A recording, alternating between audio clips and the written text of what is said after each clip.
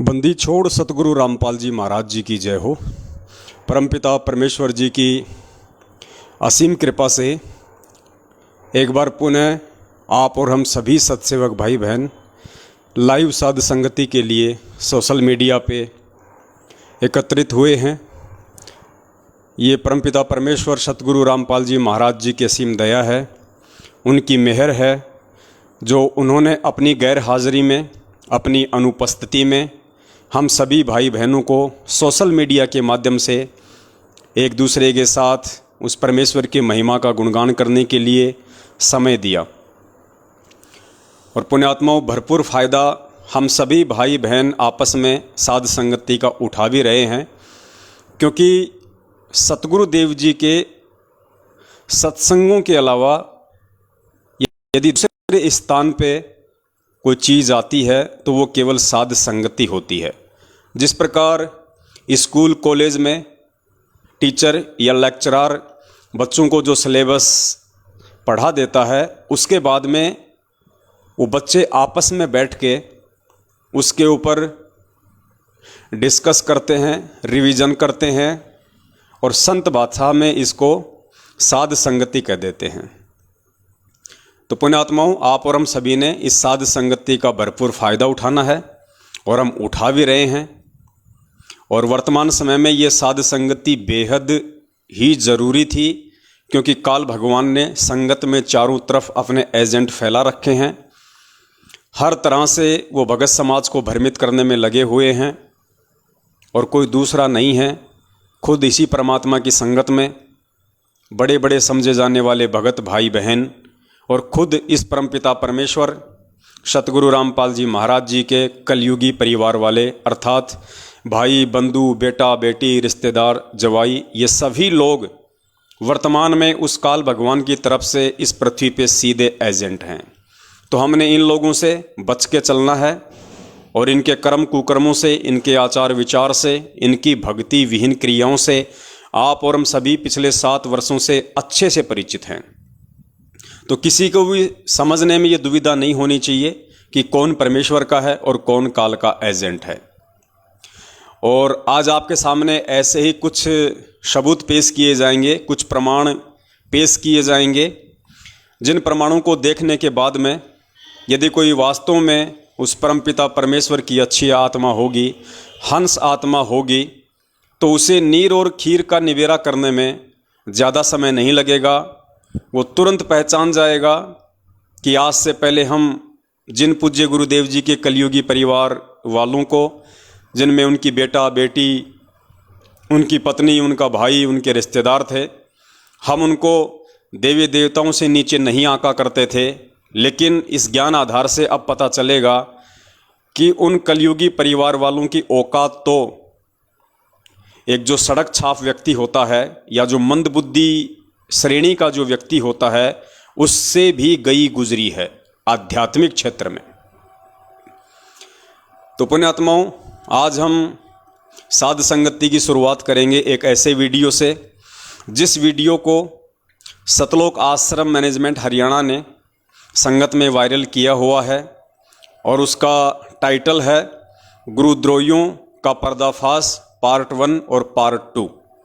बहुत सारे भगत भाई बहनों को ये वीडियो भेज कर इस वीडियो में दुनिया भर की उआबाई और बकवाद भर के सत्सेवकों के खिलाफ जहर उगल के अनायास तरीके से, बिना किसी प्रमाणों के, बिना किसी सबूतों के, जबरन उसमें वो अंधकार ठोक ठोक के भर के और भगत समाज के ऊपर फैलाया जा रहा है। बहुत सारे भगत भाई बहनों के फ़ोन आए कि भगत जी, एक निराधार वीडियो सतलोक आश्रम मैनेजमेंट हरियाणा वालों के द्वारा संगत में बार बार सेंड किया जा रहा है और उसका शीर्षक है गुरुद्रोहियों की झूठ का पर्दाफाश। तो पुण्यात्माओं, वीडियो तो कोई भी बना सकता है, कोई बड़ी बात नहीं है। सबके पास मोबाइल हैं, मोबाइल में फंक्शन है, वीडियो तो कोई भी बना सकता है। लेकिन वो वीडियो महत्वपूर्ण होता है जिस वीडियो में सबूत हों, जिस वीडियो में प्रमाण हों। तो आज आपको उस वीडियो के ऊपर भी कुछ विश्लेषण करके दिखाएंगे, ताकि उन आत्माओं का भी भ्रम निवारण हो जो अभी ज्ञान में थोड़ी कच्ची हैं और जो किसी के भी कहने से सुनने से तुरंत भ्रमित हो जाती हैं। उसके अलावा आपको एक मैसेज भी पढ़ाएंगे जो कि कॉल एजेंट सतलोक आश्रम मैनेजमेंट हरियाणा वालों के द्वारा संगत में शेयर किया जा रहा है। और इनके अधीन जितने भी चापलूस हैं, जितने भी फर्जी नामदान केंद्र वाले हैं, जितने भी कोऑर्डिनेटर हैं, स्टेट कोऑर्डिनेटर हैं, इन सभी लोगों की आज विशेष एक ड्यूटी लगा रखी है कि संगत वालों को सत्सेवकों से दूर रखो। कहीं संगत वाले जो हमें ज्योति पाठ और दान का पैसा दे के हमें पाल रहे हैं, हमें पोस रहे हैं, जिनके दान के पीछे हमारे बच्चे पढ़ और पल रहे हैं, हमारी गाड़ी का डीजल पेट्रोल का काम चल रहा है, हम लोग प्रॉपर्टियां खरीद रहे हैं, अय्यासियां कर रहे हैं, मौज मस्तियां कर रहे हैं, कहीं हमारा वो रंगीलापन जो जीवन है वो समाप्त ना हो जाए। तो भगत समाज को भ्रमित करने के लिए तरह तरह के मैसेज इन चापलूसों के द्वारा संगत में वायरल किए जा रहे हैं। उनमें से एक मैसेज है, सतगुरुदेव जी की जय, अति आवश्यक सूचना। जैसा कि आप सभी जानते हैं कि सतगुरुदेव जी ने संजय तथा पवन को गुरुद्रोही घोषित कर रखा है। इसके बावजूद भी ये दोनों अपनी हरकतों से बाज नहीं आ रहे तथा भक्तों के पास नए नए तरीके अपनाकर गुमराह करने की कोशिश कर रहे हैं। उल्टा चोर कोतवाल को डांट रहा है। इसलिए आप सभी से प्रार्थना है कि आप जी को अगर इनका कोई भी मैसेज आपके फ़ोन पर या फिर सोशल मीडिया प्लेटफार्म पर बनी आपकी आईडी पर आता है तो उसे बिना पढ़े ही डिलीट कर दें और गलती से भी किसी अन्य भगत आत्मा के पास फॉरवर्ड ना करें। सतगुरुदेव जी ने हम सभी को ना तो ज्ञान में कच्चा छोड़ा है और ना ही भक्ति में। हम सभी नीचों पर दया करते हुए परमात्मा समय समय पर ऑडियो संदेश के माध्यम से सचेत करते रहते हैं। इसलिए आप खुद भी सतर्क रहें तथा अपने आसपास के सभी भक्तों को भी सतर्क करें। सत साहेब जी, बंदी छोड़ सतगुरु रामपाल जी भगवान की जय। देखो, भगवान शब्द और लगाते हैं संत रामपाल जी महाराज जी के आगे, जबकि मनाते हैं नालायक उनका जन्मदिन। गुरुद्रोही संजय तथा पवन से सावधान रहने के लिए सतगुरुदेव जी की ऑडियो, आपको ऑडियो भी सुनाएंगे बाद में वो कौन सी ऑडियो है। तो देखो पुण्यात्माओं, ये क्या हुआ भाई लिखते हैं। इसलिए आप सभी भक्तों से प्रार्थना है कि आप जी को अगर इनका कोई भी मैसेज आपके फ़ोन या फिर सोशल मीडिया प्लेटफार्म पर बनी आपकी आईडी पर आता है तो उसे बिना पढ़े ही डिलीट कर दें। यानी आप लोगों को अंधता में रखना चाहते हैं, आप लोगों को अंधेरे में रखना चाहते हैं, आप लोगों को मूर्खता में रखना चाहते हैं। ये नहीं चाहते कि आप लोग सत्यता से परिचित हो जाओ, ये नहीं चाहते कि आप लोगों को हकीकत का पता चले, आप लोगों को बरवाला कांड के पीछे की सच्चाई का पता चले और सतलोक आश्रम मैनेजमेंट हरियाणा के षड्यंत्र व उनके कुकर्मों का पता चले और इनका धार्मिक धंधा बंद हो जाए। क्योंकि इन लोगों का धार्मिक धंधा सिर्फ और सिर्फ संगत की मूर्खता और संगत के दान के पीछे चल रहा है। फिर आगे क्या लिखते हैं, सतगुरुदेव जी ने हम सभी को ना तो ज्ञान में कच्चा छोड़ा है और ना ही भक्ति में। अगर आपको पूरा विश्वास है कि गुरु जी ने ना ही तो आपको ज्ञान में कच्चा छोड़ा है और ना ही भक्ति में, तो फिर क्यों डर रहे हो भैया हमारी वीडियो देखने से? क्यों इतनी घबराहट हो रही है? क्यों तुम्हारे पसीने छूट रहे हैं? क्यों तुम्हारे कपड़े गीले हो गए ऊपर से लेकर नीचे तक कि पवन की वीडियो मत देखो, पवन की वीडियो मत देखो? फिर तुम्हें डर किस बात का है? अरे ये पवनदास अपने किसी भी सत्सेवक भाई को पिछले 7 साल से अगर कभी भी कहा हो एक बार भी कि सत्सेवक भाइयों आप मैनेजमेंट का कोई वीडियो मत देखो, कोई बात मत सुनो, कभी भी अगर इस दास ने कहा हो तो हमेशा ये दास अपने भगत भाई बहनों को और सर्व संगत को यही मैसेज देता है कि भैया हमें परमपिता परमेश्वर जी के वचन अनुसार चलना पड़ेगा, उनकी वाणियों के अनुसार हमें चलना पड़ेगा। और परमात्मा की वाणी कहती है कि कहे कबीर सोए जन मेरा, जो नीर खीर का करे निबेरा। जब तक मेरा भगत दोनों तरफ की बातें नहीं सुनेगा, दोनों तरफ के ऑडियो वीडियो नहीं देखेगा, तो वो कैसे निर्णय कर पाएगा कि सच क्या है और झूठ क्या है।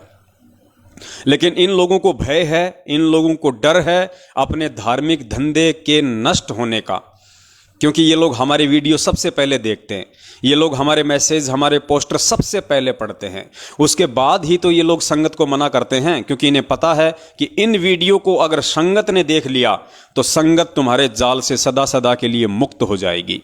और आज जो तुम संगत के दान पे अय्यासियाँ कर रहे हो, रंग रेलियाँ मनाते हो, मौज मस्तियाँ कर रहे हो, खुले सांड की तरह हर प्रकार से तुम अपने खर्चे पूरे कर रहे हो, वो सारे धंधे तुम्हारे बंद हो जाएंगे। इसलिए ये लोग डरते हैं कि कोई पवन दास का वीडियो ना देख ले।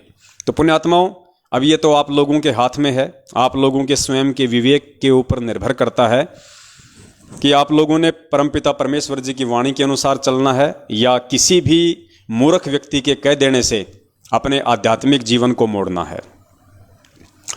उसके बाद एक ज़बरदस्त ऑडियो आपको सुनाते हैं, आज 1 मिनट की है, बिल्कुल ज़बरदस्त ऑडियो है। और ये ऑडियो सुनने के बाद में आप लोगों के होश उड़ जाएंगे, अगर आप लोग होश में होंगे तो। नेपाल से हमारी एक सत्सेवक बहन है कमला दासी। कमला दासी के साथ में एक बहन संपर्क में है मुन्नी दासी। कमला दासी के भगत जी हैं लेखनाथ जी। ये सभी भाई बहन लगभग पिछले 5 वर्षों से हम सत्सेवकों के साथ में जुड़े हुए हैं और तन मन धन से परमपिता परमेश्वर व उनकी भक्ति के प्रति समर्पित हैं।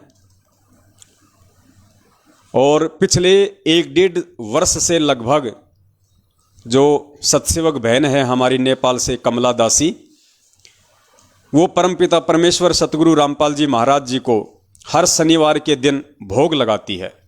यानी शनिवार के दिन वो परमपिता परमेश्वर सतगुरु रामपाल जी महाराज जी को भोग प्रसाद लगाने के लिए देसी घी का हलवा बनाती है। जितने भी उनके परिवार के मेंबर हैं 2 या 3, उस हिसाब से 100 ग्राम 200 ग्राम वो हलवा बनाती है। मार्केट से सेब संतरे केले चीकू फल फ्रूट लेके आती है, थोड़े बहुत उनको साफ करती है और वो परमपिता परमेश्वर सतगुरु रामपाल जी महाराज जी को भोग लगाते समय वहाँ रखे जाते हैं। और एक 42 मिनट की भोग की आरती है, आप सब जानते हैं, यूट्यूब पे भी है, जो पाठ प्रकाश के सबसे लास्ट में जो बोली जाती है भोग की आरती, वो 42 मिनट की आरती है। उस आरती के साथ में वो हर शनिवार को परम पूज्य सतगुरुदेव जी को भोग लगाती है। बहुत अच्छी बात है, सभी ने लगाना चाहिए, क्योंकि भगत का और कोई मकसद है ही नहीं इस जीवन का सिवाय उस परमात्मा के नज़दीक रहने का। और इन तरीकों से बढ़िया और कोई तरीका नहीं हो सकता है परमपिता परमेश्वर के प्रति श्रद्धावान बने रहने के लिए, परमपिता परमेश्वर के प्रति समर्पित रहने के लिए। ये पवन दास भी लगभग पिछले 1.5 से 2 वर्षों से हर रविवार को पूज्य गुरुदेव जी को भोग लगाता है, ठीक उसी प्रकार जिस प्रकार कमला बहन लगाती है। देसी घी का हलवा बनता है हर रविवार को, क्योंकि रविवार को दास की छुट्टी रहती है काम की, दास रविवार को फ्री रहता है, इसलिए हम रविवार को करते हैं। हो सकता है कमला बहन शनिवार को फ्री रहती हों तो कमला बहन शनिवार को करती हैं।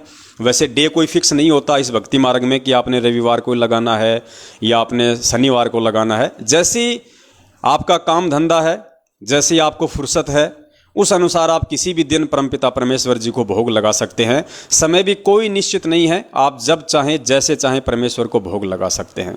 तो दास तो पिछले 2 वर्षों से रेगुलर हर रविवार को परम पूज्य सतगुरु रामपाल जी महाराज जी को देसी घी के हलवे का भोग लगाता है और 42 मिनट की आरती पूरा परिवार बैठ के करता है। कमला बहन शनिवार को करती है, देसी घी का भोग लगाती है और जैसी उनकी आर्थिक स्थिति है, जैसी उनकी श्रद्धा है गुरुदेव के प्रति, वैसे मार्केट से वो अपने फल फ्रूट वगैरह लाके एक थाली में रख के और उनको साफ करके गुरुदेव के दरबार में रख देती है। पूरा का पूरा परिवार और अन्य जो भगत भाई बहन होते हैं वो भी आ जाते हैं और शनिवार को बैठ के परमेश्वर की आरती का आनंद लेते हैं, मालिक के बिल्कुल नज़दीक रहते हैं, हमारे भाव बने रहते हैं, हमारी श्रद्धा बनी रहती हैं। ये तो सब ने करना चाहिए संगत में। और जयपुर से जो अपने कजोड़ भगत जी हैं वो भी हर रविवार को परमपिता परमेश्वर जी को सपरिवार भोग लगाते हैं। और शायद जयपुर से हमारे रूपदास भगत जी हैं, जहाँ तक दास को आइडिया है, वो भी परमेश्वर को रविवार को ही भोग लगाते हैं। या बहुत सारी बार आपस में वो दोनों सपरिवार एक जगह भी परमेश्वर को भोग लगाते हैं, क्योंकि वो दोनों आसपास में रहते हैं। तो ये तो पुण्यात्माओं सब ने लगाना चाहिए। और दास तो ये कहेगा कि अगर कोई भाई बहन अगर फ्री है, जिसको कोई काम धाम नहीं है और जिसकी आर्थिक स्थिति अच्छी है, वो तो रोज लगाओ परमेश्वर को भोग। उसको तो रोज लगाना चाहिए अपने मालिक को 42 मिनट की आरती के साथ में भोग। 42 मिनट की आरती है जिसके लास्ट में परमेश्वर का शब्द आता है, आज लग्या साहिब को भोग दिन के टुकड़े पानी का, कोई जगह पुरबला भाग। तो ये इतनी अच्छी वाणी है परमात्मा की, इतना अच्छा शब्द है परमेश्वर का, और पूरी 42 मिनट की ऐसी आरती है कि आपका ध्यान कहीं नहीं भटकता। हर शब्द आपकी आत्मा को छूता है, एक विशेष आत्मिक अनुभव, आत्मिक शांति, आत्मिक आनंद उस आत्मा को प्राप्त होती है जब वो परमपिता परमेश्वर को देसी घी के हलवे के साथ या फल फ्रूट के साथ में जब सहपरिवार बैठ के या जैसे भी वो भोग लगाता है। तो बहन पिछले 1.5 साल से पूज्य गुरुदेव जी को भोग लगा रही है, क्योंकि भाई हमारा परमात्मा हमारा पूज्य गुरुदेव है, हमारा भगवान, हमारा इष्ट, हमारा देव, हमारा महादेव, हमारी जगदम्बा, हमारा जगदीश, हमारा भाई, हमारी माता, हमारे पिता, हमारे बंधु, हमारे रिश्तेदार, हमारे दुख सुख का साथी, हमारे कष्टों को हरने वाला, विघ्नों को दूर करने वाला, संकटों को हरने वाला, हमारा साथी, हमारा संगी, हमारा सब कुछ परम पूज्य सतगुरु रामपाल जी महाराज जी हैं। तो हम उनका भोग नहीं लगाएंगे तो फिर हम किसका भोग लगाएंगे? और जैसी आपकी श्रद्धा है, जैसे आपके भाव हैं, जैसा उस परमपिता परमेश्वर ने आपको इस व्यस्त सांसारिक जीवन में समय दिया हुआ है, आप जी चाहे तो परमेश्वर को रोज भोग लगाइए, आपको कोई मना नहीं करने वाला, और गुरुदेव आपसे उतना ही प्रसन्न होंगे, क्योंकि परमात्मा तो चाहते यही है कि ये बच्चे मेरे से किसी भी बहाने जुड़े रहें। तो पुण्यात्माओं, पिछले 1.5 साल से कमला बहन नेपाल से परमेश्वर को भोग लगा रही है, और भोग लगाने के बाद में वो वीडियो बनाती है पूरा, और उस वीडियो को अपने YouTube चैनल पे भी डाल देती है, वैसे भी सोशल मीडिया पे डाल देती है। लेकिन नेपाल के जो कोऑर्डिनेटर हैं या नेपाल का जो स्टेट कोऑर्डिनेटर है, उन लोगों को ये सब अच्छा नहीं लगता।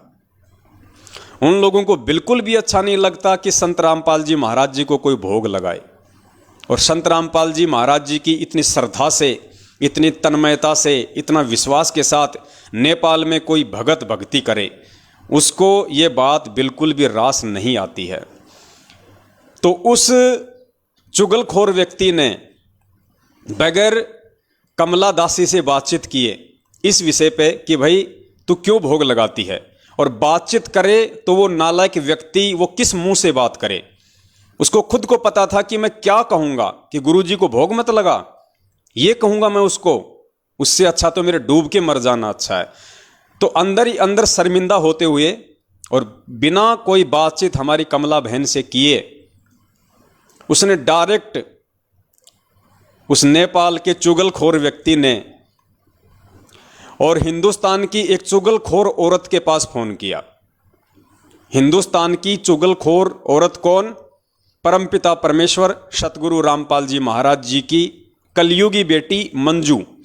क्योंकि देखो पुण्यात्माओं, चुगलखोर को चुगलखोर ही कहा जाएगा और चुगलखोरनी को चुगलखोरनी ही कहा जाएगा, क्योंकि हम तो परमेश्वर के वचन पे, उनकी वाणियों पे चलने वाले भगत हैं, व्यक्ति हैं। तो हमें इसमें ना कोई संशय होती है, ना हमें कोई भय लगता है, ना हमें किसी का कोई डर है, क्योंकि पूज्य गुरुदेव जी ने हमें यही सिखाया कि बेटा साचा शब्द कबीर का प्रकट किया जगमाही, और जैसे को तैसा कहे सो तो निंदा नाही। अगर बेटा तू चुगलखोर को चुगलखोर कहता है तो उसमें निंदा चुगली नहीं, तू सही कह रहा है। अगर तू डाकू को डाकू कह रहा है तो सही कह रहा है। अगर तू भगोड़े को भगोड़ा कह रहा है तो इसमें कोई निंदा चुगली नहीं होती है। तो हमें तो परमेश्वर के ज्ञान आधार से चलना है, और हम चल भी रहे हैं। तो नेपाल के उस महाचुगलखोर व्यक्ति अर्थात वहाँ के कोऑर्डिनेटर या स्टेट कोऑर्डिनेटर ने हिंदुस्तान की एक चुगलखोरनी औरत परम पूज्य सतगुरु रामपाल जी महाराज जी की कलयुगी बेटी मंजू को फ़ोन किया, और उस चुगलखोरनी औरत ने भी हमारी कमला बहन से कोई बातचीत नहीं की, क्योंकि उसको भी पता है कि मैं किस मुंह से बात करूंगी, क्या कहूंगी मैं, कि परमेश्वर का भोग मत लगाओ। लेकिन पुण्यात्माओं, काल भगवान का इतना प्रेशर है इन काल एजेंटों के ऊपर, इन्होंने इस बात की भी, इस उत्तम कर्म की भी, इस उत्तम आध्यात्मिक कर्म की भी शिकायत लगा दी परमपिता परमेश्वर सतगुरु रामपाल जी महाराज जी से, जैसा भी उनका सिस्टम है। क्योंकि आज हम यही बोलेंगे कि उसने परमपिता परमेश्वर सतगुरु रामपाल जी महाराज जी को ही शिकायत लगाई, क्योंकि 1 मिनट की ऑडियो आई है। बाकी हम तो इन ऑडियो में विश्वास नहीं करते हैं, ये किसकी है, कहाँ से आती है, हमें इन ऑडियो से कोई लेना देना नहीं होता है। हमारे लिए तो ये ऑडियो बेसलेस हैं, निरर्थक हैं, कूड़े के कचरे की तरह हैं, क्योंकि हमें तो परमेश्वर ने ऑडियो आधार से नहीं बल्कि सत्संग आधार से चलना सिखाया है भक्ति मार्ग पे, यदि सफल होना है तो। लेकिन चलो, जो लोग इन ऑडियो को पूज्य गुरुदेव जी की मानते हैं, तो हम पूज्य गुरुदेव जी का नाम लेके ही चलेंगे, ताकि आप लोग अच्छे से समझ पाओगे। तो मंजू ने शिकायत लगाई हिसार जेल में परमपिता परमेश्वर सतगुरु रामपाल जी महाराज जी के पास में, और फिर उसकी कॉल रिकॉर्डिंग नेपाल भेज दी और हिंदुस्तान में भी संगत में भेजी गई। तो पुण्यात्माओं, सबसे पहले आपको ये ऑडियो सुनाते हैं, आप जी ऑडियो को ध्यान से सुनना। उसके बाद फिर परमपिता परमेश्वर इन दोनों चुगलखोरों की महा अज्ञानता का पर्दाफाश करवाएंगे कि ये किस नीचता पर उतराए हैं, किस घटियापन पर उतराए हैं, इन्हें अपने पराये में भी कोई भेद नजर नहीं आ रहा है। प्रणाम गुरु जी। जी वाह, भक्ति दया करियो परमात्मा। आप ठीक हो माता जी? गुरु जी प्रार्थना है गुरु जी, और नेपाल के कुछ भगत आत्मा है जो गुरुद्रोही पवन और संजय के संपर्क में आ गए गुरु जी, और वे ना जी मनमाने तरीके से भंडारा निकालते हैं, घर में फूल फल और फूल रखते हैं, और वो जैसे भोग की विधि पाठ प्रकाश में होता है ना जी, वो ही सारी करके और यूट्यूब और फेसबुक पर डाल रहे हैं। और नाम बताओ उनका, निकाल दो। कमला दासी है गुरु जी, उसका पति लेखनाथ दास, और करीबी है जी मुन्ना दासी, मोहनलाल जनपद। बेटी ने तो बताया उनका नाम? हाँ जी, कमला नेपाल के रहने वाले। क्या क्या नाम बताए? कमला दासी गुरु जी, उसके पति लेखनाथ दास, उसका पति लेखनाथ। हाँ जी, और करीबी है मुन्ना दासी, इनका सहयोग कर रहे हैं गुरु जी। हाँ, तो ये जितने भगत हैं या तो सुधार कर ले, जो जिस तरह ये गलतियां कर रहे हैं इसको सुधार ले, नहीं तो इनको मिशन से निकाल दिया जाए, इनको गुरुद्रोही घोषित कर दिया जाएगा। इनको लिख कर भेज दो। जी गुरु जी। हाँ ठीक है बेटा जी, दंडवत प्रणाम गुरु जी। और सत्साई पुण्यात्माओं, 1 मिनट की ऑडियो आपने सुनी। मुझे तो सुनते ही बड़ी हंसी आई इस ऑडियो पे कि इन लोगों का अपना भी जो बचा खुचा जो विवेक था वो भी काल भगवान ने हर लिया है, और इन नालायकों को खाली खोखा बना के इस पृथ्वी लोक पे इनका चोटा पकड़ के घुमा रहा है काल भगवान। इनको कुछ भी ध्यान नहीं है कि हम क्या कर रहे हैं, हम किस चीज़ की शिकायत कर रहे हैं, किस चीज़ की शिकायत नहीं करनी चाहिए, हम किस से शिकायत कर रहे हैं, क्या उसका रिजल्ट आएगा। पुण्यात्माओं, इसी को कहते हैं काल भगवान की सूक्ष्म चाल। अंदर से पूरा खोखा कर दिया सतलोक आश्रम मैनेजमेंट हरियाणा को, बिल्कुल थोता और खोखा। पुण्यात्माओं, आप इस भक्ति मार्ग पे लगे हैं, और भक्ति मार्ग का आधार, भक्ति मार्ग का मूल सतगुरु होता है, क्योंकि ये बातें उस तत्वदर्शी संत के सत्संगों से ही मालूम पड़ती हैं। और परमेश्वर भी कहते हैं मंगलाचरण के लास्ट में कि 33 कोटि या धारा, आगे क्या वाणी, 33 कोटि या धारा ध्यावे सहस 88, उतरे भव जल पारा, कट है यम की फांसी। यानी 33 कोटि या धारा। फिर आगे उस मंगलाचरण में सरलार्थ किया गया है कि वो पूर्ण परमेश्वर, वो सबका दाता, वो सबका सृष्टि रचनहार, वो कबीर परमेश्वर 33 कोटि या धारा अर्थात 33 करोड़ देवी देवताओं की भक्ति का मूल आधार भी वो कबीर परमेश्वर ही है, और 33 करोड़ देवी देवता भी उस एकमात्र परमपिता परमेश्वर की ही आराधना करते हैं, उसी को अपना आधार मानते हैं, उसी को अपना मूल मानते हैं, अपना सब कुछ मानते हैं। आप लोगों ने देखा होगा मोटरसाइकिल का जो पहिया होता है, जो रिम होती है, या साइकिल की जो रिम होती है, और चारों तरफ उसके वो ताड़ियाँ होती हैं वायर से, और बीच में उसके एक्सल होता है। एक्सल, अब पुण्यात्माओं, वो जो एक्सल है वो उस टायर और उस जितनी भी वो ताड़ियाँ हैं वो उन सब का आधार है। उस एक्सल के सहारे वो टायर घूम रहा है, वो टायर बिल्कुल गोल है, वो रिम बिल्कुल गोल है। अगर वो एक्सल ना हो तो वो टायर जो है वो किसी भी गाड़ी में फिट नहीं किया जा सकता। इसी प्रकार ये जो पूर्ण परमेश्वर हैं, जो वर्तमान में सतगुरु रामपाल जी महाराज जी के रूप में धरती पे प्रकट हैं, ये उस एक्सल की तरह इस सकल सृष्टि का आधार है। जितने भी देवी देवता हैं, ब्रह्मा विष्णु महेश हैं, काल है, दुर्गा है, ये अपनी भक्ति का मूल आधार, अपना मूल केवल उस परमपिता परमेश्वर को ही मानते हैं। तभी तो उसने गीता जी में अर्जुन से कहा कि अर्जुन, तुझे गुप्त से गुप्त बात बताता हूं कि मेरा इष्ट देव भी वही है, और तुझे अगर उसकी प्राप्ति करनी है तो किसी तत्वदर्शी संत की तलाश कर ले। तो पुण्यात्माओं, फिर हम जीवों की क्या औकात जो उस परमेश्वर के अलावा कोई दूसरा हमारा आधार हो, और जब हमारा वही एकमात्र आधार है तो पुण्यात्माओं फिर हम किसको भोग लगाएं? हम किसको भोग लगाएं फिर उसको छोड़ के? मतलब विचार करना होगा आज संगत को कि हम जिस परमपिता परमेश्वर सतगुरु रामपाल जी महाराज जी को अपना परमेश्वर मान चुके हैं, अपना तन मन धन हम जिनके श्री चरण कमलों में समर्पित कर चुके हैं, अपनी भक्ति का और अपने सांसारिक जीवन का हम उनको आधार मान चुके हैं, तो उनके अलावा ये सतलोक आश्रम मैनेजमेंट हरियाणा फिर हमारे से और किसको भोग लगवाना चाहता है? और इस मंद बुद्धि औरत मंजू को तो इतना भी ज्ञान नहीं रहा, आभास नहीं रहा कि नालायक कम से कम इतना ही सोच लेती कि ये लोग मेरे बाप को भोग लगा रहे हैं। अरे मंजू, हम तेरे बाप को ही भोग लगा रहे हैं, हम किसी और को भोग नहीं लगा रहे, हम तेरे बाप को भोग लगा रहे हैं, तेरे बाप को,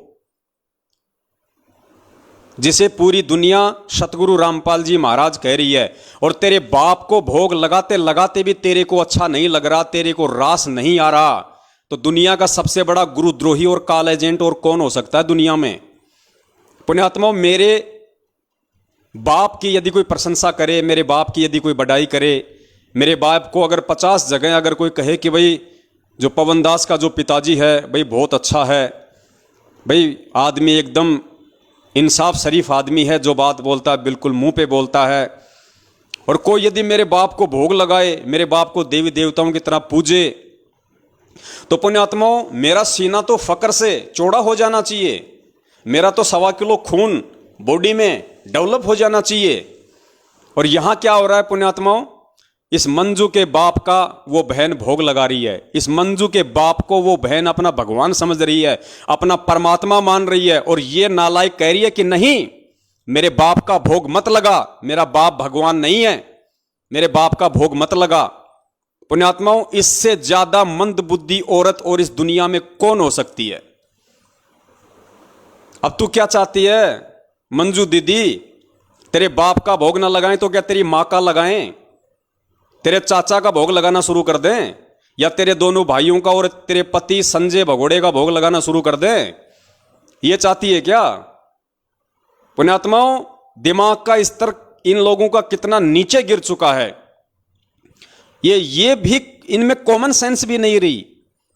ये कम से कम इतना तो सोचती है प्रार्थना लगाते समय कि नेपाल की जो सतसेवक बहन है कमला दासी, वो किसका भोग लगा रही है, किसको भोग लगा रही है, उस भोग की थाली के सामने फोटो किसकी रखी है? अरे नालायक, तेरे खुद के बाप की रखी है, जिसे तू अपना शरीर का बाप भी कहती है, और अपना आध्यात्मिक बाप तो तू उनको नहीं मानती, वो तो हमें पता है, लेकिन कम से कम अपने शरीर का बाप तो समझ ले। और तेरे को तो इसमें खुशी होनी चाहिए थी, तेरे को तो इसमें प्रसन्नता होनी चाहिए थी कि दुनिया मेरे बाप को भोग लगा रही है। लेकिन पुण्यात्माओं, जैसा कि दास बार बार कहता है कि इस धरती पे ये साक्षात काल के एजेंट हैं, इसलिए इन लोगों को यह भी रास नहीं आ रहा कि कोई मेरे बाप को भी भोग लगाए। इन्होंने सतगुरु रामपाल जी महाराज जी को अपने घर की प्रॉपर्टी समझ रखा, अपने घर की प्रॉपर्टी, उनके ज्ञान को और उनको इन लोगों ने अपने घर की प्रॉपर्टी समझ रखा है। तो मंजू दीदी, हम तेरी मां का भोग तो लगाएंगे नहीं, चाहे तू कितने पैर पीट ले, और ना हम तेरे चाचा का भोग लगाएंगे, उस काल एजेंट का, भगोड़े का, और तेरा तो स्वप्न में लगाने की सोच भी नहीं सकते, ऐसी चुगलखोर का, जिसको ये नहीं पता कि मैं कहां प्रार्थना कर रही हूं, किस चीज की प्रार्थना कर रही हूं। अरे ये भी कोई प्रार्थना हुई क्या? अरे भगत किसका भोग लगाएगा है? अरे अपने बाप का नहीं लगाएगा, अपने गुरु का नहीं लगाएगा, तो क्या कादर खान का भोग लगाएगा? मंद बुद्धि औरत, इतना तो तेरी इसमें तेरी खोपड़ी में आ जानी चाहिए थी ये बात। क्या तेरा स्तर इतना नीचे गिर गया? पाताल लोक में चला गया, तुझे ये भी मतलब ये प्रार्थना लगाते समय भी तेरे को 1% भी ये शर्म नहीं आई तुझे? चलो हमारी तो तूने प्रार्थना लगा दी, कोई बड़ी बात नहीं है, तुम कुछ भी कर सकते हो, लेकिन तू प्रार्थना किससे लगा रही है? अरे इतनी तो तेरे को शर्म आनी चाहिए थी कि मैं भगवान से कह रही हूं कि दुनिया भगवान का भोग लगा रही है, तू शिकायत कर रही है। दुनिया जिस भगवान का भोग लगा रही है और जो भगवान चाहता है कि दुनिया मेरा भोग लगाए, उसी भगवान से तू प्रार्थना कर रही है। तेरी बुद्धि का स्तर कहां पानी लेने गया है? पुण्यात्मा, इनकी बुद्धि घास चरने चली गई, बिल्कुल ये खाली हो चुके हैं एडी से लेके चोटी तक। ये खुद तो डूबे हुए हैं, ये बाकी संगत को भी लेके डूबेंगे। तो आप लोगों ने सावधान रहना है। और मैं तो निवेदन करूंगा आज इस लाइव साध संगति के माध्यम से, मेरे जितने भी भगत भाई बहन मुझे सुन पा रहे हैं, देख पा रहे हैं, पुण्यात्माओं, अब विनाश का समय बहुत निकट है, क्योंकि परमेश्वर की असुर निकंदन रमैणी में जो वाणी है कि आवेगा दखन से दीवाना काबुल का, काल किलकिलियम गल है तुर्काना, किलकिलियम अवतार कला, जीतन जन झुंझमुला। तो पुण्यात्माओं, वो जो काबुल का जो यूज किया गया वहां पे कि सबसे पहले काबुल देश पे अटैक होगा, फिर काबुल देश की रक्षा के लिए दूसरी मुस्लिम कंट्री आएंगी, फिर दूसरे के पक्ष में दूसरी कंट्री आएंगी और ये विश्व युद्ध शुरू हो जाएगा। और उसके बाद में मुस्लिम देश 90% आपस में लड़के कटके ही मर जाएंगे। तो आप जी आज देख रहे हैं आजकल न्यूज़, अगर आप न्यूज़ देखते हैं मीडिया में, कि जो तालिबान है उसने अफगानिस्तान के ऊपर किस प्रकार से अपना कब्जा जमाना शुरू कर दिया, क्योंकि अफगानिस्तान से अमेरिका ने अपनी सेना हटाने की घोषणा कर दी है। काफ़ी सैनिक अमेरिका चले गए हैं जो पिछले 20-25 साल से अफगानिस्तान में थे। जैसे ही अमेरिकी फौजें अफगानिस्तान से हटी हैं, तुरंत तालिबान ने अफगानिस्तान पे धावा बोल दिया। मारकाट शुरू हो रही है, रोजाना सैकड़ों की संख्या में लोगों को मारा जा रहा है। तो पुण्यात्माओं, वो समय अब शुरू हो चुका है और आने वाले समय में अगर हम लोगों को अगर बचना है तो पुण्यात्माओं, हमने कितनी भक्ति बढ़ानी पड़ेगी, हमने किन किन तरीकों से अपने भगवान को खुश करना पड़ेगा, अपने भगवान को हमने प्रसन्न करना पड़ेगा, ताकि उस महाविनाश के समय में हम सुरक्षित रह सकें। और वो विनाश पुण्यात्माओं होके रहेगा, क्योंकि भगवान जेल में बैठने नहीं आया और दुनिया ज्ञान से नहीं समझ सकती। जितने समझने थे उतने समझ चुके हैं, अब केवल दुनिया मार खाकर ठोकर खाकर ही समझेगी। और परमेश्वर ने यदि कलयुग में सतयुग लाना है तो छटनी करनी पड़ेगी, असंख्यों आत्माओं को यहां से जाना पड़ेगा, अकाल मृत्यु को प्राप्त होना पड़ेगा, वरना इस भीड़ में, इस जगत की गंदगी में आप और हम भक्ति नहीं कर सकते। इसलिए महाविनाश होना तय है। तो पुण्यात्माओं, उस समय आप और हम कैसे बचे रह सकते हैं यदि हम इस परमेश्वर के नजदीक ना रहे? तो पुण्यात्माओं, भक्ति तो हम कर ही रहे हैं सतगुरुदेव जी के आशीर्वाद से। इसलिए दास आप जी से निवेदन करेगा कि आप जितने भी भगत भाई बहन लाइव साध संगति का ये प्रोग्राम देख रहे हैं, अगर आपको भी यदि सतगुरुदेव जी प्रेरणा करें तो पुण्यात्माओं, जैसा भी आपको समय मिले, जिस भी दिन, उसी दिन परमपिता परमेश्वर जी का देसी घी का हलवा बनाइए। जितने भी आपके परिवार के मेंबर हैं, 2, 4, 5, 10, उस अनुसार 100 ग्राम का, 200 ग्राम का, जैसे भी आपकी श्रद्धा है, आप देसी घी का हलवा बनाइए परमेश्वर का। और आपकी आर्थिक स्थिति अच्छी है तो मार्केट से फल फ्रूट भी लेके आइए। और पुण्यात्माओं, सप्ताह में जिस दिन भी आपको लगे कि आज मेरी छुट्टी है या आज मैं छुट्टी के लिए दिन निकाल सकता हूं, यह ऐसा कोई विशेष नहीं है मेरे लिए कामकाज, उस दिन पूरा परिवार बैठ के परमपिता परमेश्वर जी को उस 42 मिनट की भोग की आरती के साथ भोग लगाइए और परमेश्वर का अनुग्रह प्राप्त कीजिए। गुरुदेव ने स्पष्ट संगतों में कहा हुआ है कि पुण्यात्माओं, अभी तुम मात्र 20% ही भक्ति की तरफ अग्रसर हो, 80% तुम्हारा ध्यान सांसारिकता में रमा हुआ है। लेकिन जब तक इसका उल्टा नहीं होगा, अर्थात जब तक तुम 80% मेरी भक्ति में नहीं लगोगे और 20% ही अपने रोजी रोटी के लिए प्रयास नहीं करोगे, तब तक तुम भगत की श्रेणी में भी नहीं आओगे। तो पुण्यात्माओं, उस 20% से ऊपर और भक्ति बढ़ाने के लिए अब हमने परमपिता परमेश्वर जी का, जैसा भी जिसको समय मिले, सप्ताह में या महीने में, जरूर उस परमपिता परमेश्वर सतगुरु रामपाल जी महाराज जी को देसी घी के हलवे का भोग लगाइए। बैठ के सह परिवार 42 मिनट की जो यूट्यूब पे आरती है, भोग की आरती आपको मिल जाएगी। आप वो आरती कीजिए पुण्यात्माओं। हम परमेश्वर के जितना नजदीक रहेंगे, जितना हम परमेश्वर के कृपा पात्र बन के रहेंगे, उतना ही परमात्मा हमारे नजदीक रहेगा। और मैं तो ये मानता हूं कि इन चुगलखोरों ने जो ये चुगली लगाई है, ये हमारे लिए एक बहुत बड़ा ये प्लस पॉइंट साबित हुआ है, क्योंकि काल की चाल से ही परमात्मा अपना कार्य सिद्ध करता है। तो इन काल एजेंटों ने तो बहुत शाने बन के उस कमला बहन के ऊपर दबाव डालने के लिए और उन नेपाल के चुगलखोरों को, उनको खुश करने के लिए कि देखो मैं तुम्हारी हिंदुस्तान की चुगलखोरनी दीदी, जैसा तुमने कहा तुरंत मैंने हिसार जेल में प्रार्थना लगा दी, हा हा हा हा हा हा, उनको खुश करने के लिए, उन गधों को। और इसने ऐसी ज्ञान विरुद्ध घटिया हरकत की है जो शायद भक्ति इतिहास में सिवाय उस काल भगवान के और कोई नहीं कर सकता।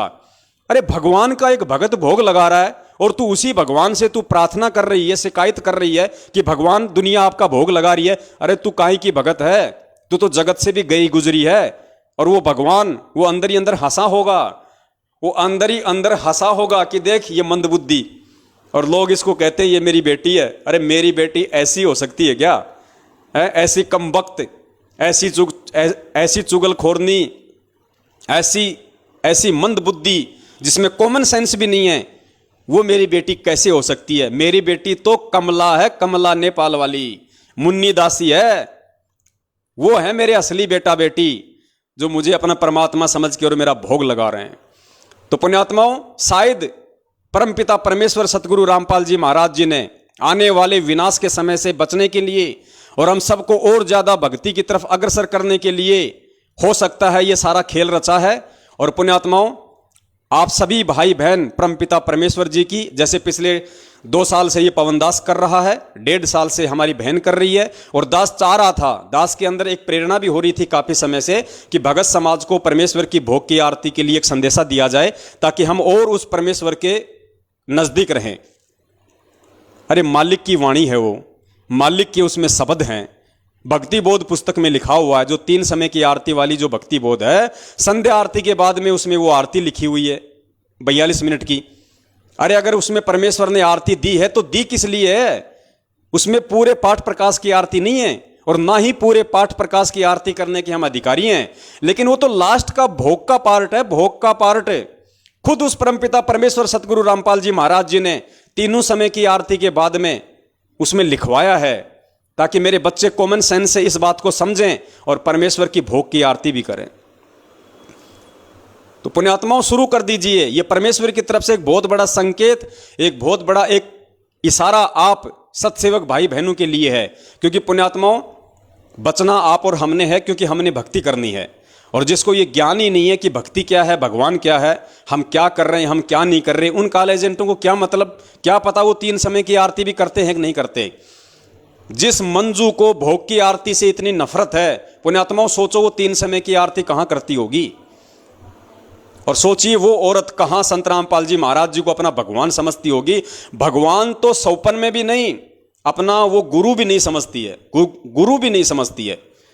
अगर अपना शरीर का बाप समझती तो भी उसको ये सुन के बड़ी प्रसन्नता होती कि नेपाल से कोई बहन है जो मेरे बाप का भोग लगा रही है, मेरे बाप को भगवान तुल्य मान रही है।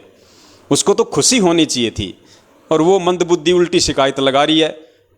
और 70% संगत ऐसे बिना सींग के गधों के ऊपर भेड़ चाल में मस्त हो रहे हैं। पुण्यात्माओं, कहाँ तो तुम जाओगे और कहाँ वो जाएंगे, अपना निर्णय तुम खुद कर लेना। दास का तो काम था ये संदेश आप लोगों को देना, दास ने दे दिया, बाकी आप जानो, आपका काम जाने। हम सत्सेवक तो इसी तरीके से परमेश्वर के ही भोग की आरती करेंगे, इसी तरीके से करेंगे परमेश्वर की भोग की आरती, ऐसे ही करेंगे। लगाओ तुम रोज शिकायत, लगाओ तुम रोज प्रार्थना।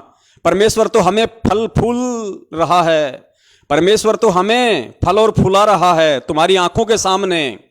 तुम लोगों का तो खून जल गया सारा पिछले 7 साल से, चुगलियां करते करते, शिकायतें लगाते लगाते, और हम सत्सेवकों को परमेश्वर ने अपनी पलकों पे रखा हुआ है। दिन 2 गुना रात 4 गुना परमेश्वर हमारे को वर्दी दे रहे हैं, हमारे को भक्ति धन दे रहे हैं, परमात्मा अपना आशीर्वाद लौटा रहे हैं। अरे कोरोना में तुम मरे हो, सत्सेवक नहीं मरा कोई भी। मैनेजमेंट के 300-400 लोग मरे सारनामी सतनामी कोरोना से, एक भी सत्सेवक अगर मरा हो कोरोना से तो बता दो, कोई भी कहीं भी एक भी मरा हो तो परमात्मा किसके साथ में है? तुम जैसे काला एजेंटों के साथ में है या हम जैसे सत्सेवकों के साथ में है? ये कॉमन सेंस की बात है, लेकिन तुम गधों को समझ में नहीं आएंगी ये बातें। तुम काला एजेंटों के पल्ले पड़ने वाली नहीं है। तुम्हारी तो काम, तुम्हारी सेवा जो काल भगवान ने लगा रखी है, तुम केवल वही करोगे, उससे ज्यादा तुम्हारा दिमाग काम कर ही नहीं सकता है। तो पुण्यात्माओं, ये था भोग की आरती को लेके, और शायद आप लोगों को भी खूब हंसी आई होगी और आप लोगों को रोना भी आया होगा इनकी मंदबुद्धिता पे, इनकी नालायकी पे। तो पुण्यात्माओं, अब हम आगे बढ़ते हैं और आज का हमारा जो विषय है कि सतलोक आश्रम मैनेजमेंट हरियाणा ने जो एक वीडियो संगत में वायरल किया हुआ है कि गुरुद्रोहियों की झूठ का पर्दाफाश, तो इन्होंने तो अपनी उआबाई, अपनी गंद इसमें डाल दी, संगत के सामने पेश कर दी। जो मंदबुद्धि था वो तो खा गया उस धुआं को, और जिसको परमेश्वर ने सद्बुद्धि बख्श रखी थी उस आत्मा ने उसको देखा और देख के फिर दास के पास भेजा कि भगत जी थोड़ा सा इस वीडियो पे विश्लेषण कीजिए, ये संगत में काफी वायरल किया जा रहा है, क्योंकि आजकल संगत तेजी से जाग रही है, और जब जब ये संगत तेजी से जागती है तो मैनेजमेंट ऐसी ही मनमानी और घटिया हरकतों पे उतर आता है। तो पुण्यात्माओं, हम सत्सेवकों का काम है कि आपको दोनों तरफ की बातों से हम अपडेट रखें। तो हम आपको वो वीडियो भी सुनाएंगे, हो सकता है आपने सुन भी रखा होगा, और जिन भाइयों ने नहीं सुना वो भी इस वीडियो को सुने, क्योंकि हम तो खुद चला के आपको इनको वीडियो दिखाएंगे, आपको सुनाएंगे, तभी तो आप निर्णय करोगे। अगर मैं ही आपको बोल दूं अपनी तरफ से, और आपको यदि मैं वो मैनेजमेंट वाला वीडियो ना दिखाऊं जो इन्होंने संगत में वायरल कर रखा है, तो आप कैसे समझ पाओगे कि क्या सही है और क्या गलत है? आप तो यही कहोगे कि पवन दास तो अपनी तरफ से बोल रहा है। लेकिन पुण्यात्माओं, हम सत्सेवक हैं, और ये भक्ति मार्ग गुरुजी ने बताया निष्पक्ष होके चलने का है, पक्ष और विपक्ष से दूर निष्पक्ष होके। तो आपको साथ में इन लोगों का वीडियो दिखाऊंगा, उसके बाद में फिर ज्ञान आधार से परमात्मा इस पे विश्लेषण करवाएंगे। तो सुनिए इनकी गदर फिल्म का पार्ट 3। सभी भक्तों को सच्चाई। हमने पिछली वीडियो के माध्यम से आपको सच्चाई से परिचित कराने की कोशिश की कि किस तरह कुछ तथाकथित सत्सेवक, जिनको सदगुरुदेव संत रामपाल जी महाराज ने गुरुद्रोही घोषित किया हुआ है, वो झूठ पर झूठ बोलते आ रहे हैं। यह बात स्पष्ट हो चुकी है कि संजय दिल्ली व पवन जयपुर तथा जो भी इनके साथ समर्थन में हैं, उनको सदगुरुदेव जी ने गुरुद्रोही घोषित किया हुआ है। आज समाज में जिसको भी यह पता चल जाता है कि केवल संत रामपाल जी महाराज ही इस संसार से मुक्ति दिला सकते हैं और सतलोक ले जा सकते हैं, फिर चाहे वो सत्संग देखकर समझे हों या पुस्तक पढ़कर, वह नामदान केंद्र पर आकर नाम उपदेश ले लेते हैं। लेकिन दुख तब होता है जब संत रामपाल जी महाराज की हरी भरी बगिया को ये गुरुद्रोही नामक खराब करते हैं। एक तरफ तो हम यह कह रहे हैं कि मोक्ष केवल संत रामपाल जी महाराज ही करा सकते हैं और वही बंदी छोड़ हैं, इसलिए हम सभी भगत उनका बंदी छोड़ सदगुरु रामपाल जी महाराज के नाम से जयकारा लगाते हैं। दूसरी तरफ ये गुरुद्रोही कह रहे हैं कि सदगुरुदेव जी को षड्यंत्र के तहत फंसा दिया गया। अब पुण्यात्माओं, यही सबसे बड़ा पॉइंट है जो इन्होंने इन वीडियो में रखा है। इनके पास और तो कोई प्रूफ है नहीं हमारे खिलाफ, और तो कोई सबूत है नहीं सिवाय उआबाई के। तो इन्होंने ये जो 4 मिनट का वीडियो बनाया था, इसमें इनका सबसे पहला जो आरोप है, सबसे पहला जो दोषारोपण है हम सत्सेवकों के ऊपर, या यूं कह लीजिए मुझ पवन दास के ऊपर, वो इन्होंने ये लगाया है कि भाई एक तरफ तो ये लोग ये कहते हैं कि परमात्मा तो जो है वो बंदी छोड़ है, और दूसरी तरफ कहते हैं कि परमात्मा को सतलोक आश्रम मैनेजमेंट हरियाणा वालों ने एक षड्यंत्र के तहत फंसाया है। और फिर ये कह रहे हैं कि बताओ पुण्यात्माओं, परमात्मा को षड्यंत्र के तहत कौन फंसा सकता है? अब पुण्यात्माओं, दास ने अनेकों बार ये शब्द कहे हैं। जो बातें सही हैं, जो सत्य है, वो मैं स्वीकार करूंगा। बिल्कुल मैं पिछले 7 साल से यही कहता आ रहा हूं कि परमपिता परमेश्वर सतगुरु रामपाल जी महाराज जी को बरवाला कांड के तहत काल एजेंट सतलोक आश्रम मैनेजमेंट हरियाणा अर्थात राष्ट्रीय समाज सेवा समिति ने, जिनमें उनका भाई, बेटा, बंधु, जवाई, रिश्तेदार और कुछ मूर्ख टाइप के लोग थे, जिन्होंने अपनी मनमानी घटिया हरकतों के चलते और महेंद्र जैसे शीर्ष लोगों ने प्रशासन के साथ मिलके एक सोची समझी साजिश के तहत एक चाल के तहत गुरुजी के खिलाफ षड्यंत्र रचा और गुरुजी को फंसाया। बिल्कुल मैं अपने इस बात पे कायम हूं, मैं झूठ नहीं बोलूंगा, क्योंकि झूठ बोलना दुष्टों का काम होता है, काल एजेंटों का काम होता है, सत्सेवकों का नहीं होता है।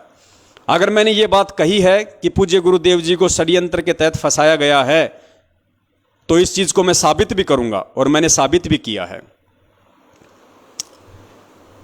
और पुण्यात्माओं, दास ने फिर अपने वीडियो में यह भी जिक्र किया है कि भाई वो परमात्मा है, सारी सृष्टि का रचनहार है, जिसके आधे बाल पे पूरी सृष्टि नहीं है।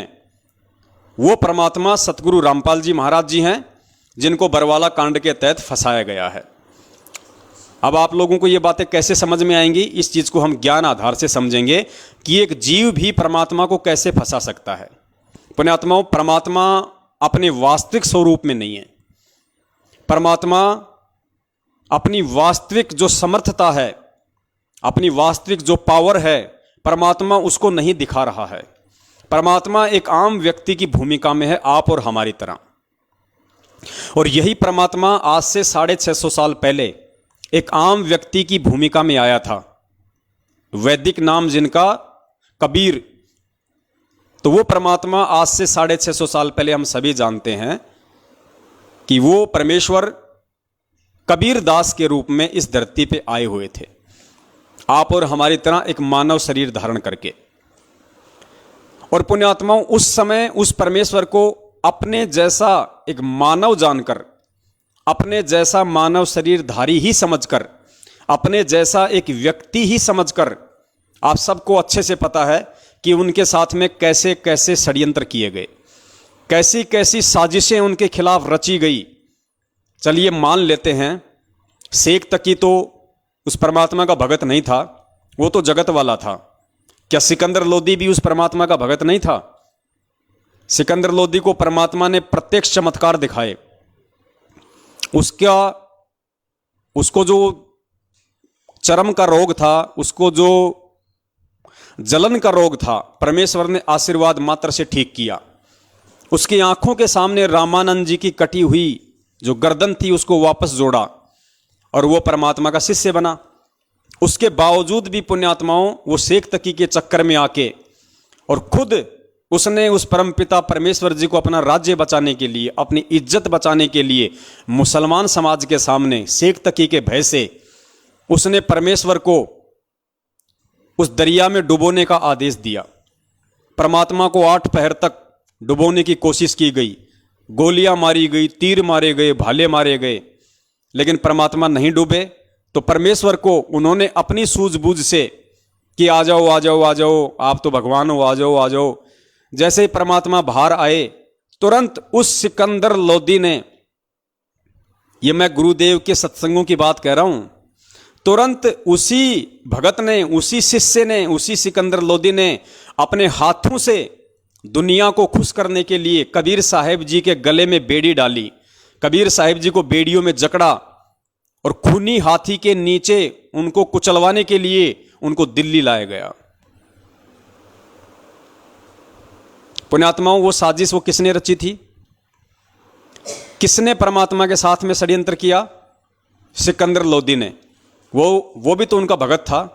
तो पुण्यात्माओं, कहने का मतलब यह है, परमात्मा किसी के साजिशों का शिकार नहीं होता, परमात्मा किसी के षड्यंत्रों का शिकार नहीं होता, लेकिन एक जीव वो उस परमात्मा को अपने जैसा जीव समझ के, अपने जैसा मानव समझ के, अपने जैसा सामान्य व्यक्ति या एक संत समझ के, अपनी घटिया सोच से और काल प्रेरित बुद्धि से वो ऐसी घटिया हरकतें उस परमात्मा के साथ में जरूर कर सकता है।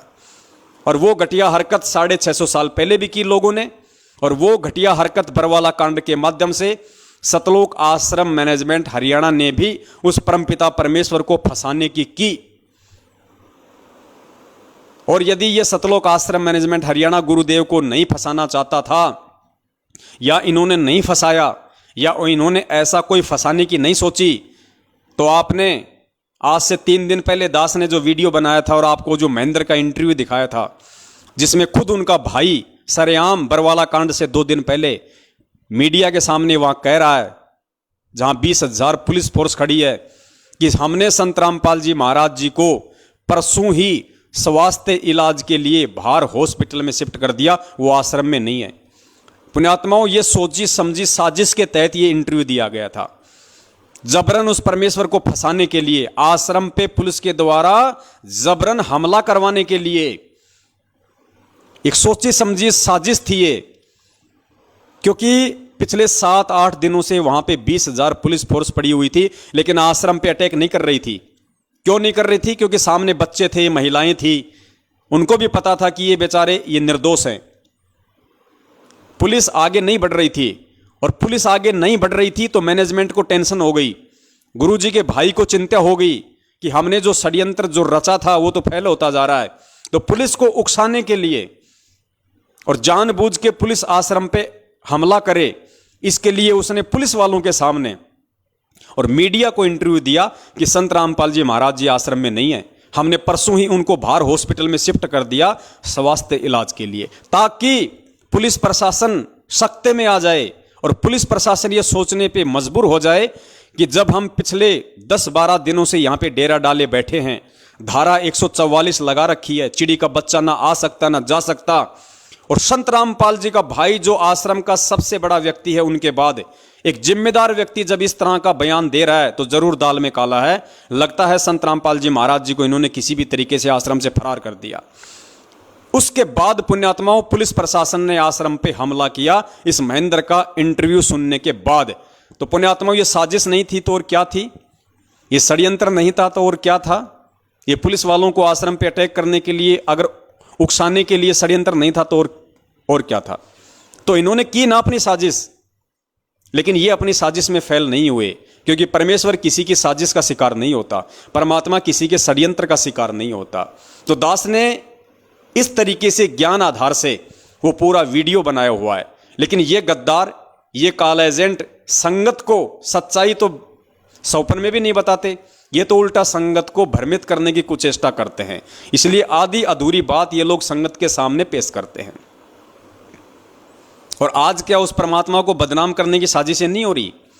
अरे जिस परमात्मा ने 27 साल हो गई हमें साधुतापूर्ण जीवन जीना सिखाया, हमें राजनीति से, बीजेपी कांग्रेस से कोसों दूर रखा, और उसी परमात्मा का नाम लेके, उसी परमात्मा के आदेश की आड़ में संगत को गुमराह किया जा रहा है। कभी बीजेपी को वोट डलवाया जाता, कभी कांग्रेस को वोट डलवाया जाता है।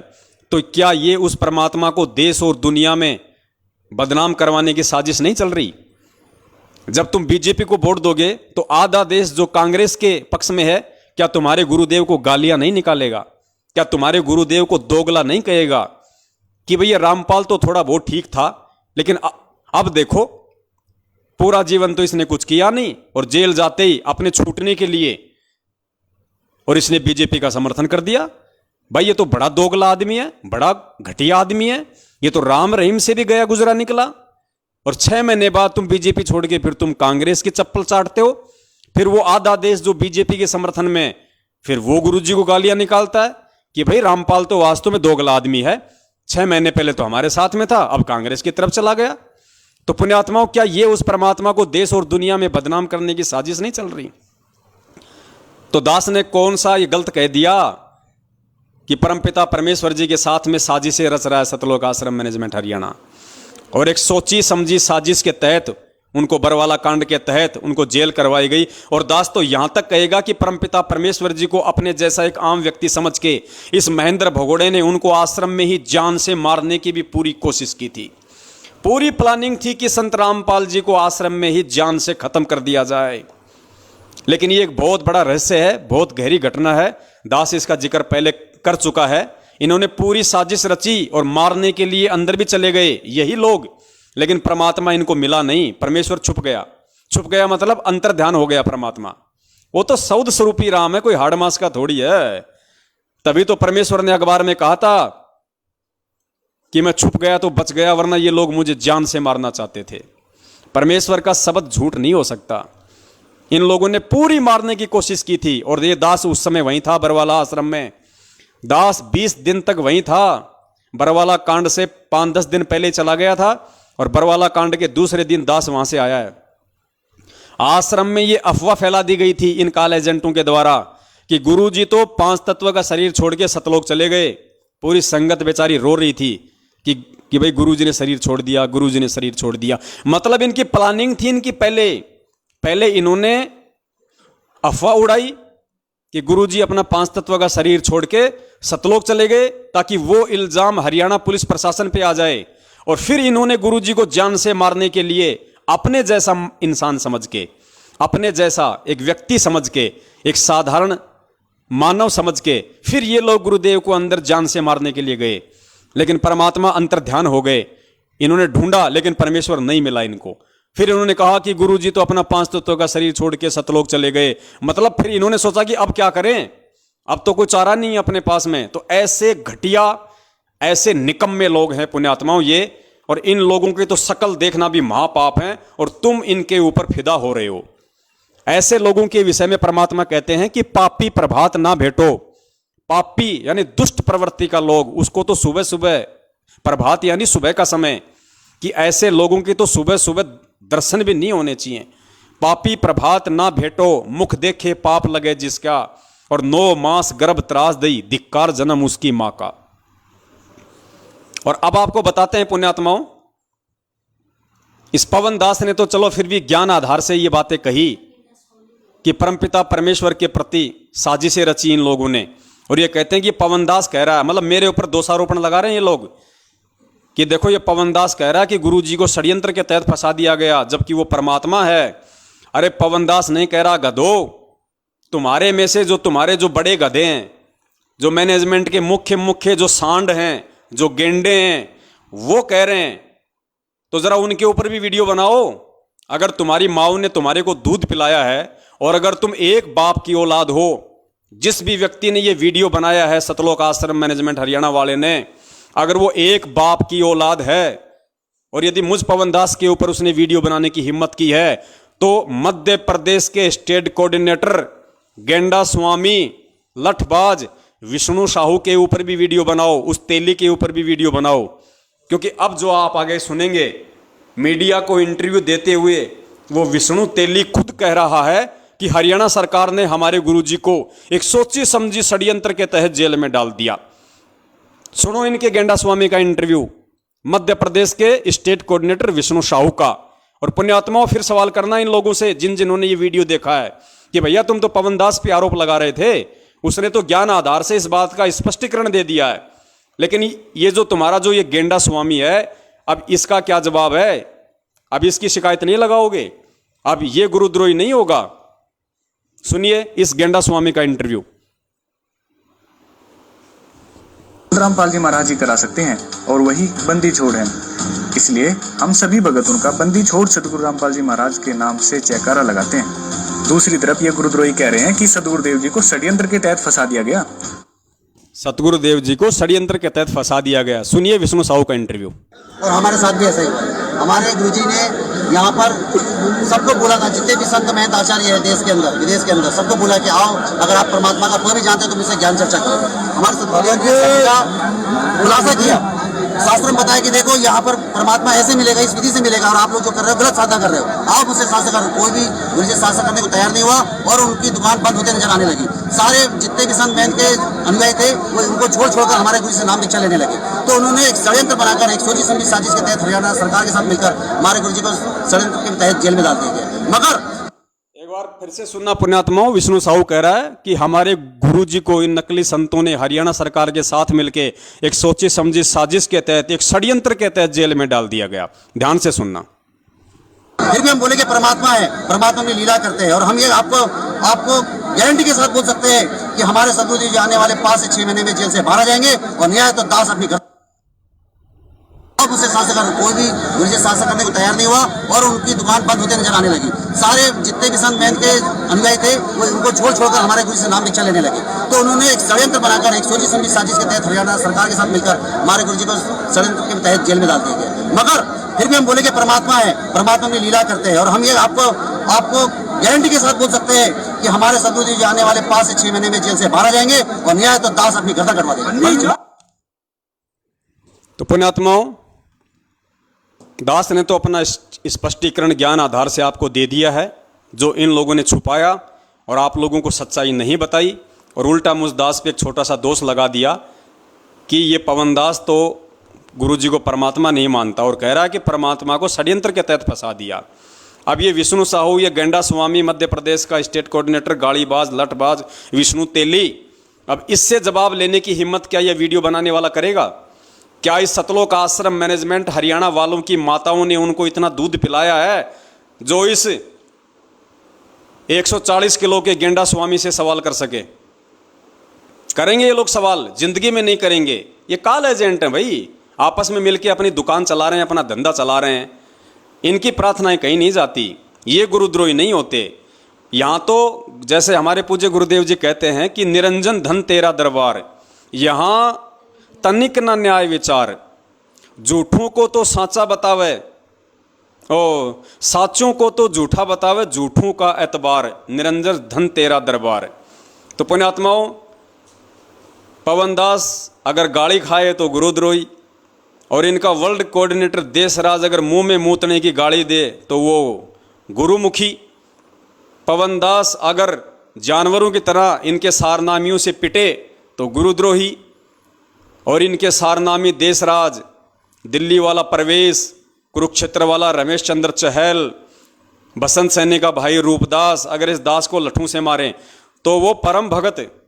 तो पुण्यात्माओं, ये काल भगवान का लोक है, यहां पे ऐसा ही होता है।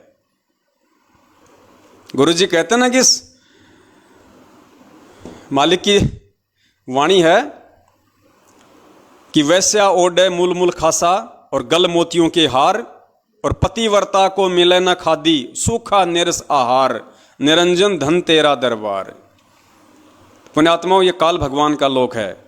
जब हमारे सतवादी परमात्मा को इन नालायकों ने अपनी साजिशों के तहत, अपने षड्यंत्रों के तहत, अपनी सोची समझी और घटिया मनवस हरकतों के तहत, अपनी अय्यासियों के तहत बरवाला कांड करवा के ऐसे ऐसे घटिया आचरणों से आज ये उनको देश और दुनिया में बदनाम कर रहे हैं।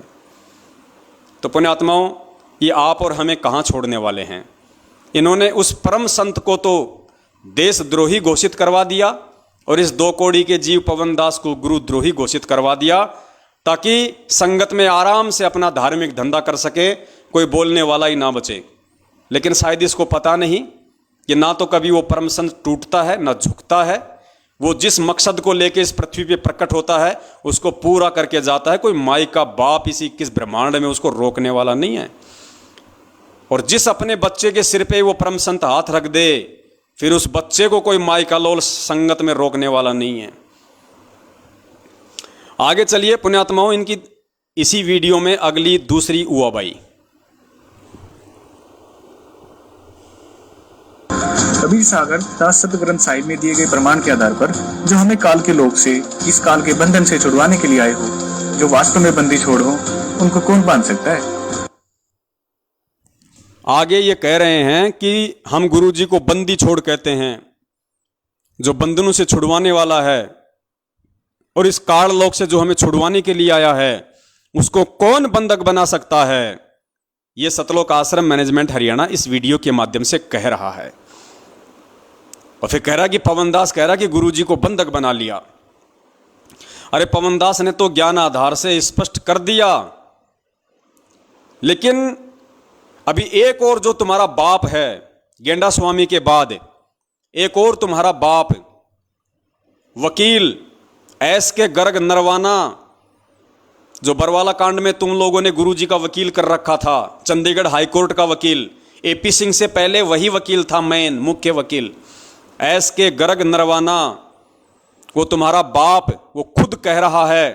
और आज नहीं, 2014 बरवाला कांड के दूसरे दिन उसने मीडिया के सामने, पूरी दुनिया के सामने उसने इंटरव्यू दिया। और इंटरव्यू में उसने क्या कहा? उसने कहा कि संत रामपाल जी महाराज जी को आश्रम में असामाजिक तत्वों के द्वारा बंधक बनाया हुआ था। वो तो हिसार जेल की तारीख पे आना चाहते थे, वो तो कोर्ट में आना चाहते थे, लेकिन कुछ असामाजिक लोगों ने उनको बंधक बना रखा था, वो तो बंधे हुए थे। उस तुम्हारे बाप से जाके सवाल करना कि नालायक इंसान, तूने कब आश्रम में आके देखा कि हमारे गुरुजी को किसी ने बंधक बना रखा था? अगर तुम्हें लगता है कि गुरुजी को कोई बंधक नहीं बना सकता तो अपने उस बाप से सवाल करो, फिर उससे पूछने की हिम्मत करो। सुनो उसका इंटरव्यू।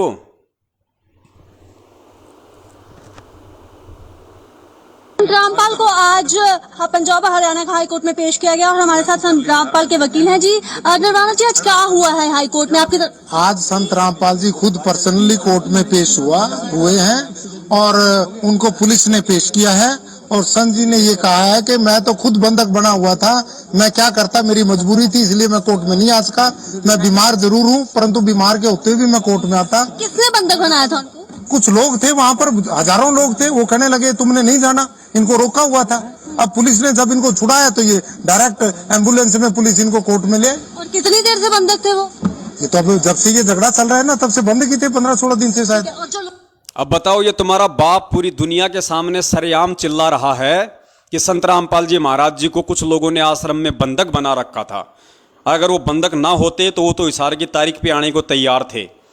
बताइए साहब। और ये भी कह रहा है कि फिर जाके उनको पुलिस ने छुड़वाया। जिस पुलिस पे तुम आरोप लगा रहे हो, जिस पुलिस के ऊपर तुम्हारा ये गेंडा स्वामी, ये विष्णु साहू मध्य प्रदेश वाला अभी 2 मिनट पहले कह रहा था कि संतों के साथ मिलके हरियाणा सरकार ने हमारे गुरुजी को षड्यंत्र के तहत फंसाया है। अरे उसी सरकार ने, ये तुम्हारा वकील कह रहा है, खुद तुम्हारा वकील कह रहा है कि उसी प्रशासन ने संत रामपाल जी महाराज जी को जाके छुड़वाया। तो गधो, तुम कौन से प्रशासन पे तुम इल्जाम लगा रहे हो? और सवाल करने तो अपने बाप से करो ना, इससे वकील से करो। अब अगर तुम्हारी हिम्मत है तो इससे करो कि भैया तेरे को किसने बताया उनको बंधक बना रखा था?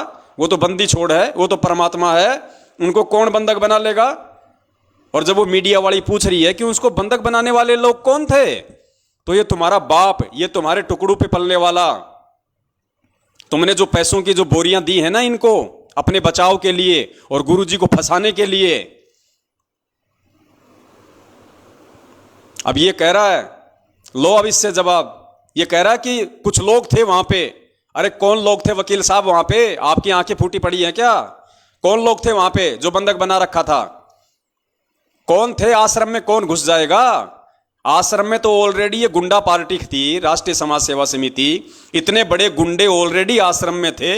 इन गुंडों के रहते रहते, और बताओ बाहर से कौन आदमी, किसकी हिम्मत होगी जो जाके संत रामपाल जी को बंधक बना लेगा? इन गुंडों के रहते सहते। लेकिन ये वकील साहब नाम लेने से डर रहे हैं।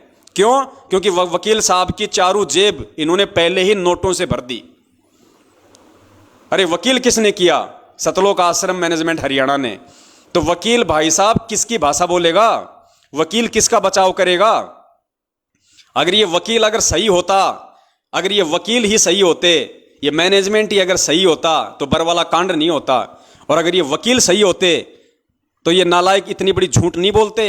ये सीधा सीधा बोलते कि साहब संत रामपाल जी महाराज जी का कोई दोष नहीं है, उन्होंने किसी प्रकार से कोई ना कोई भीड़ जमा की है, ना किसी को कमांडो बनाया है। आश्रम में राष्ट्रीय समाज सेवा समिति नाम का एक संगठन था जिन्होंने मनमानी हरकतें करके संत जी को इशारे की तारीखों पर जाने से रोका, उनको बंधक बनाया। और जिसके बावजूद ये पुलिस का और भक्तों का झगड़ा हुआ जिसमें 5 भक्तों की मौत हुई, जिसका जिम्मेदार संत रामपाल जी महाराज नहीं बल्कि राष्ट्रीय समाज सेवा समिति नाम का गैर जिम्मेदार संगठन है। यह है असली दोषी। इन दोषियों को पकड़ा जाए, इन भगोड़ों को पकड़ा जाए जिनमें उनका भाई मुख्य है। अगर यह बात वो वकील अगर कोर्ट में बोलता तो कब से परमात्मा बाहर होते, आज कब से परमेश्वर बाहर होते। लेकिन ये क्यों बोलेगा भाई? वकील का काम तो पैसे खाने का होता है ना, ये तो इसका धंधा है। अरे डॉक्टर कभी चाहेगा कि दुनिया स्वस्थ हो जाए, और वकील कभी चाहेगा कि दुनिया के मुकदमे जो है सुलझ जाएं। वकील तो खाता ही पैसा इन मुकदमों के पीछे, तारीखों पे तारीखें दिलवा के, तारीखों पे तारीखें दिलवा के, उल्टे सीधे बयानबाजी करके मुकदमों को लंबा खींच के, यही तो कर रहे हैं पिछले 7 साल से ये वकील। ये वकील ही अगर ढंग होते, वकील ही अगर इस सच्चे होते तो केस का कब का फैसला हो जाता। तो पुण्यात्माओं, ये बहुत बड़ी साजिश, ये बहुत बड़ा षड्यंत्र इन काल एजेंटों के द्वारा बरवाला कांड से पहले ही सोच समझ के पूरा तैयार कर लिया गया था। तो भाई अब इन वकीलों से करो सवाल कि बंदी छोड़ को बंधक किसने बना रखा था। ये पूरी दुनिया के सामने कह रहा है, इससे करो सवाल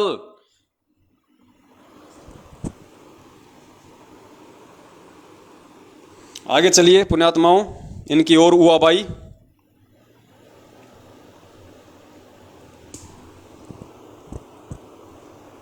वास्तव में ये काल के दूत हैं। यह बात हमें सदगुरुदेव जी ऑडियो के माध्यम से बता चुके हैं और इनको गुरुद्रोही घोषित कर चुके हैं। लेकिन ये गुरुद्रोही यह बात स्वीकार करने को तैयार ही नहीं है कि यह आवाज संत रामपाल जी महाराज की ही है। इसके लिए गुरु जी की आवाज की लेबोरेटरी में audio authentication and speaker identity report कराई तथा गुरु जी की हैंडराइटिंग की भी जांच कराई, जिसमें यही बात सामने आई कि आवाज भी संत रामपाल जी महाराज की है, वह पत्र की राइटिंग भी संत रामपाल जी महाराज की ही है। लेकिन इन्होंने इस सच को स्वीकार करने से ही इनकार कर दिया। अपने आत्माओं ये कह रहे हैं कि जो हिसार जेल की जो ऑडियो बता के ये लोग संगत में डालते हैं, तो ये कह रहे हैं कि ये गुरुद्रोही अर्थात ये सत्सेवक अर्थात ये पवन दास कहता है कि ये ऑडियो गुरुजी की नहीं है, ये आवाज़ गुरुजी की नहीं है। तो देखो भक्तों, हमने बेंगलोर की लेबोरेटरी में जांच करवाई है और लेबोरेटरी ने साबित कर दिया कि ये आवाज़ संत रामपाल जी महाराज जी की है। पुण्यात्माओं, यहाँ पे 2 पॉइंट हैं, क्योंकि ज्ञान आधार की भक्ति है। आपने तत्व ज्ञान आधार से सोचना पड़ेगा, निर्णय लेना पड़ेगा। परम पिता परमेश्वर जी की आवाज़ को दुनिया की कौन सी लेबोरेटरी है जो चेक कर देगी? जो परमेश्वर सौद स्वरूपी है, उसकी आवाज़ को दुनिया की कौन सी लेबोरेटरी चेक कर देगी? वो लेबोरेटरी जो आज तक ये साबित नहीं कर पाई कि इंसान की उत्पत्ति कैसे हुई है। अरे वो लेबोरेटरियां, अमेरिका तक की वो लेबोरेटरियां जो ये कह रही हैं कि इंसान की उत्पत्ति बंदर से हुई है, यानी इंसान पहले बंदर था, इंसान के पूर्वज पहले बंदर थे, धीरे धीरे धीरे धीरे विकसित हुए, फिर वो बंदर से इंसान बना, ये लेबोरेटरियां। और जबकि परमपिता परमेश्वर जी ने क्या बताया कि बंदर एक अलग योनि है, मानव एक अलग योनि है। तो ये उन लेबोरेटरियों की हमें रिपोर्ट दिखाते हैं जो इंसान और बंदर को नहीं समझ पाई, वो परमपिता परमेश्वर जी की आवाज को समझ जाएगी। तो यह तो है इनकी ज्ञानहीनता। और दूसरी बात पुण्यात्माओं, अगर पवन दास अगर ये बात कह रहा है कि ये आवाज संत रामपाल जी महाराज जी की नहीं है, और तुम अगर सच्चे होते और तुम्हें यदि खुद को विश्वास होता कि ये आवाज गुरु जी की ही है, तो तुम्हारे को लेबोरेटरी में जांच कराने की क्या आवश्यकता है नालायको? अरे पवन दास अगर ये कह रहा है कि ये आवाज संत रामपाल जी की नहीं है और तुम उसको लेबोरेटरी में जांच करा रहे हो, इसका मतलब विश्वास तो तुम्हें खुद को नहीं है। पवन दास तो कल को ये कह देगा कि संत रामपाल जी महाराज जी तो आदमी नहीं है, वो तो औरत है, तो क्या तुम उनकी जांच करवाओगे? तुम उनकी जांच करवाओगे क्या संगत को दिखाने के लिए कि देखो पवन दास तो कह रहा है कि गुरुजी आदमी नहीं है, गुरुजी औरत है, और ये देखो लेबोरेटरी की जांच गुरुजी आदमी है। तो पुण्यात्माओं, ये इनकी नालायकी है, ये इनकी घटिया सोच है संगत को मूर्ख बनाने के लिए। अब इससे ज्यादा मैं इस पे कोई कमेंट्स नहीं करूंगा। आगे चलिए इन महामूर्खों की ओर। हुआ भाई, वास्तव में तो ये सच स्वीकार करना ही नहीं चाहते, ये सिर्फ संगत को गुमराह करना चाहते हैं, क्योंकि इनका उद्देश्य कुछ और है। इस बात की और भी पुष्टि करने के लिए कि ऑडियो संत रामपाल जी महाराज की ही है, गुड्डू दास की धर्मपत्नी सलोनी दासी ने, जो कि जिला अब ध्यान देना, आगे ये साबित करेंगे कि ऑडियो गुरुजी की ही है। उसके लिए ये कहते हैं कि हमने आरटीआई लगवाई जेल में, और आरटीआई लगाने वाला कौन? इनका एक चमचा, उत्तर प्रदेश के उन्नाव जिले का कोऑर्डिनेटर गुड्डू दास। और गुड्डू दास की धर्मपत्नी ने, ये वीडियो में पता नहीं आपको साफ दिखाई देगा या नहीं देगा, गुड्डू दास की धर्मपत्नी ने आरटीआई लगाई ऑडियो के लिए, और ऑडियो का जवाब, उसका आरटीआई का जवाब क्या आया? पुण्यात्माओं, आपने छोटी छोटी चीज़ों को समझना पड़ेगा। अब दास आपको दिखाएगा, पहले आप ये सुनना पूरा। गुड्डू दास की धर्मपत्नी सलोनी दासी ने, जो कि जिला उन्नाव उत्तर प्रदेश की रहने वाली है, सलोनी दासी ने right to information act 2005 under the section 6(1) के तहत जानकारी प्राप्त की, जिसमें जानकारी कुछ इस तरह से मांगी गई और जवाब जिसमें जानकारी कुछ इस तरह से मांगी गई। अर्थात ये जो सलोनी दासी है, गुड्डू दास की पत्नी, इसने आरटीआई से जो सवाल किए थे, वो सवाल क्या थे? सवालों पे गौर करना आप। जो जानकारी मांगी गई वो कुछ इस प्रकार थी। किस प्रकार थी? ध्यान से सुनना। जानकारी कुछ इस तरह से मांगी गई और जवाब इस तरह से आए। पहला सवाल था कि क्या संत रामपाल जी महाराज को जेल नियमानुसार घर वालों से फोन पर बात करने की अनुमति है? पहला सवाल क्या था? क्या संत रामपाल जी महाराज को जेल से घर वालों से बातचीत करने की अनुमति है?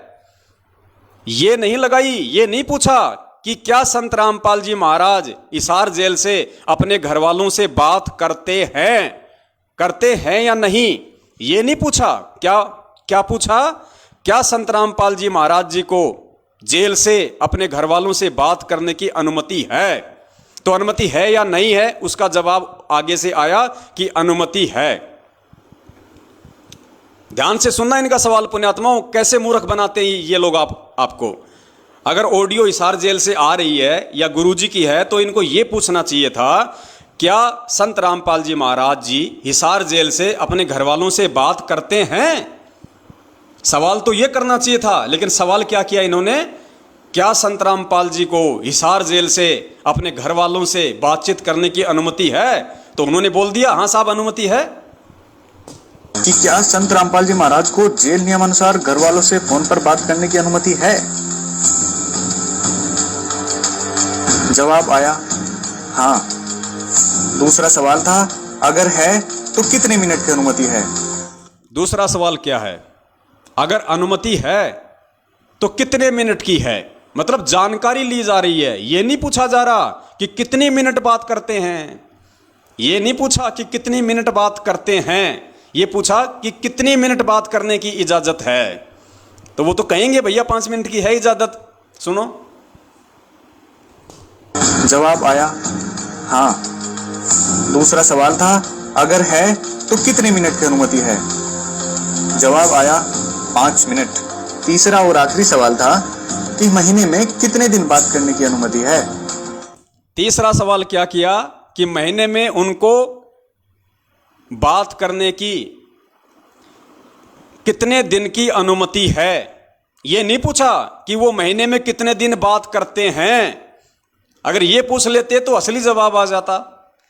वो कहते थे भैया कोई बातचीत नहीं होती है, कोई किसी प्रकार का उनका फोन वगैरह नहीं होता। लेकिन इन्होंने संगत को मूर्ख बनाने के लिए सवाल ही उस तरीके से पूछे हैं कि संगत के दिमाग में ये बात आएगी नहीं। अरे संगत के दिमाग में बात नहीं आएगी तो क्या परमात्मा के बच्चे भी संगत की तरह अंधे हैं? परमेश्वर ने किस लिए खड़ा किया हुआ है? तुम्हारे पाखंडों की, तुम्हारे षड्यंत्रों की पोल खोलने के लिए तो खड़ा किया हुआ है।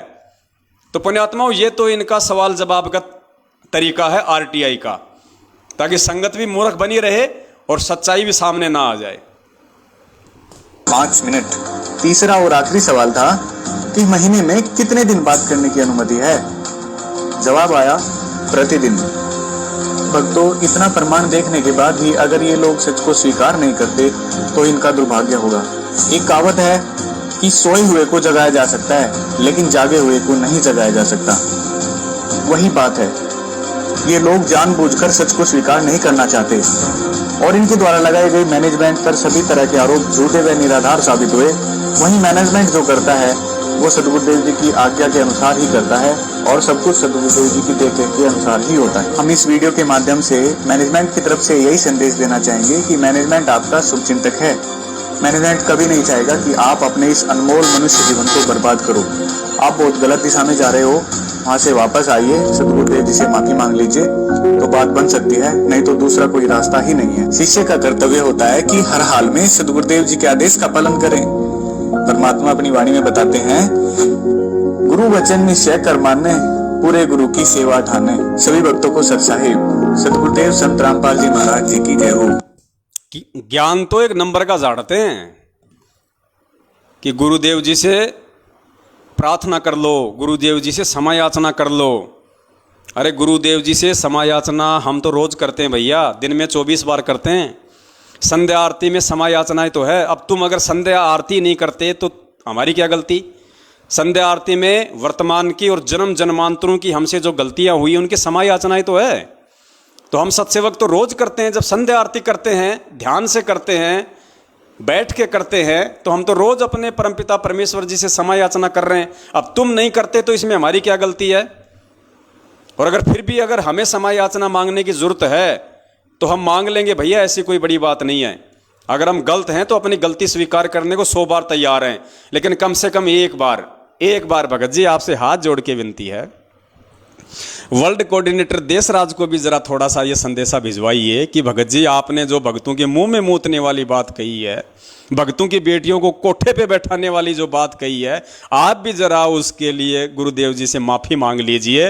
वो तेरा बाप अगर तेरे सिर पे अगर बंदूक तान के खड़ा ना हो जाए, आप अगर उसको ये कहोगे ना कि देशराज भगत जी आपने वो मुंह में मूतने वाली बात जो पवन दास को कही थी, आपको गुरुदेव जी से माफी मांगनी चाहिए। वो मेरे सासू के मेरे ससुरे के मैं तना मंगाऊं तना मैं माफी इधर 2 मिनट में तुम्हारा किया दरा कर देगा।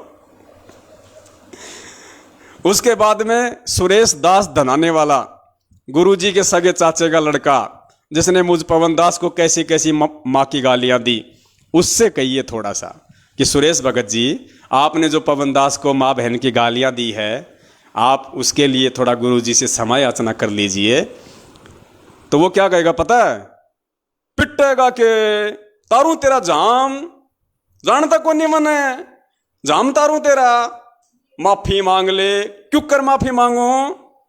तो उसके बाद में पुण्यात्माओं और कौन कौन है महापुरुष? हाँ, गेंडा स्वामी मध्य प्रदेश का स्टेट कोऑर्डिनेटर, 125 किलो वजनी, उसको कहिए कि विष्णु भगत जी आपने जो सन 2016 में जब पवन दास वहाँ पे लोगों को सच्चाई बताने के लिए गया और आप अपनी पूरी गुंडा टीम को लेके उसके ऊपर धावा बोल देते हैं, उसको लठों से मारते हैं, आप गुरुजी से क्षमा याचना कर लीजिए। तो वो क्या कहेगा? वो क्या कहेगा फिर? वो तो उसके सामने जाएगा तभी पता चलेगा वो क्या कहेगा। वो 5.5 किलो का हाथ जब तेरे ऊपर पड़ेगा ना मेरी तरह, जब तेरे समझ में आएगा उसको माफी मांगने के लिए बोलना चाहिए था कि नहीं बोलना चाहिए था। और एक वो अमित महेंद्र भगोड़े का सुपुत्र जो पवन दास को माँ बहन की गालियां देता है, उसको बोलो कि अमित भगत जी आप भी जरा गुरुजी से माफी मांग लो। वो कहेगा मेरी सासू के तेरी नाशान तोड़ूंगा, मेरी सासू के तेरी नाशान तोड़ूंगा। तब आपको पता चलेगा भगत जी माफी मांगना क्या होता है। और सत्सेवकों को चाहे गाड़ी निकाल दो, चाहे सत्सेवकों के तुम चाहे लठ मार दो, चाहे सत्सेवकों को कुछ भी बोल दो, बेचारे सुन लेते हैं, गाय हैं बेचारे परमात्मा की। क्या करें भाई, हमें परमेश्वर ने बांध रखा है अपने ज्ञान रूपी जंजीरों में। लेकिन ये तो खुले सांड हैं, इनको बोल के देखना कभी। और भी बहुत सारे लोग हैं, कितनों के नाम गिनाएं। तो पुण्यात्माओं, और एक वो झांसी की रानी, जोधपुर की रानी, राजस्थान के स्टेट कोऑर्डिनेटर प्रकाश माली की धर्मपत्नी अनु देवी, उसको भी बोलो कि बहन जी आपने जो 450 किलोमीटर दूर जो मुकेश भगत जी जयपुर वाले बैठे हुए थे और आपसे बात कर रहे थे और आप सारनाम प्राप्त करके अपने भाई के ऊपर ये झूठा इल्ज़ाम लगा रही है कि मैं पुलिस में तेरी कंप्लेंट कर दूंगी कि तू मुझे घर पे आके छेड़ता है, पड़ोसियों से मैं तेरी गवाही दिलवा दूंगी। तो बहन जी आप भी गुरुजी से क्षमा याचना कर लो। वो क्या कहेगी? हैं? वो क्या कहेगी? सुन ले, एक बार बोलती हूं, दोबारा मैं बोलती नहीं, और अब की बार अगर मैंने फोन किया तो ध्यान रखना, पुलिस में कंप्लेंट कर दूंगी कि ये मेरे को घर पे आके छेड़ता है, और मोहल्ले वालों से गवाही और दिलवा दूंगी। ना घर के रहोगे ना गांठ के धोबी के कुत्ते बना के छोड़ देगी वो। तो पहले इनसे कोशिश करो भाई, जरा इनसे बोलो पहले। ये तो बहुत बड़े बड़े महापुरुष हैं, तुम्हारी बातों को थोड़ी ना टालेंगे। पहले इनसे कोशिश करो कि ये परमात्मा से माफी मांग लें। ये मांग लेंगे तो फिर हम तो बहुत छोटे से जीव हैं, हम तो फिर इनसे ही माफी मांग लेंगे। गुरुदेव तो बहुत दूर की बात है, हम तो इन महान पुरुषों से और इन महारानियों से ही माफी मांग के अपना काम चला लेंगे। तो पुण्यात्माओं, ये है इन लोगों का घटिया चरित्र, इनका दोगला चरित्र। यानी कहने का मतलब ये है पुण्यात्माओं, ये जो साध संगति का जो प्रोग्राम बंदी छोड़ सतगुरु रामपाल जी महाराज जी के आशीर्वाद से चल रहा है, ये पुण्यात्माओं इसका मकसद एक ही है। वो परमात्मा ये समझाना चाहता है कि नालायकों, अगर तुम मेरे ज्ञान से नहीं समझ पाए, कम से कम तुम मेरे सत्संगों से नहीं समझ पाए, अरे कम से कम इस साध संगति के माध्यम से तुम्हारी आंखों के सामने जो प्रमाण दिखाए जा रहे हैं, जो सबूत दिखाए जा रहे हैं, कम से कम इनसे तो अब तुम समझो। और अब भी नहीं समझोगे तो क्या होगा फिर? 84 लाख योनियां हैं, फिर ना कोई समझने लायक रहोगे और ना तुम्हें कोई समझाने वाला रहेगा। ऐसी स्थिति में लाके काल भगवान खड़ा कर देगा, ना घर का ना घाट का धोबी का कुत्ता बना के छोड़ देगा। तो पुण्यात्माओं, ये बहुत ही गहन चिंतन की बातें हैं और परमेश्वर ने एक बहुत ही अच्छा मौका दिया है भगत समाज को अपनी गलतियां सुधार करने का।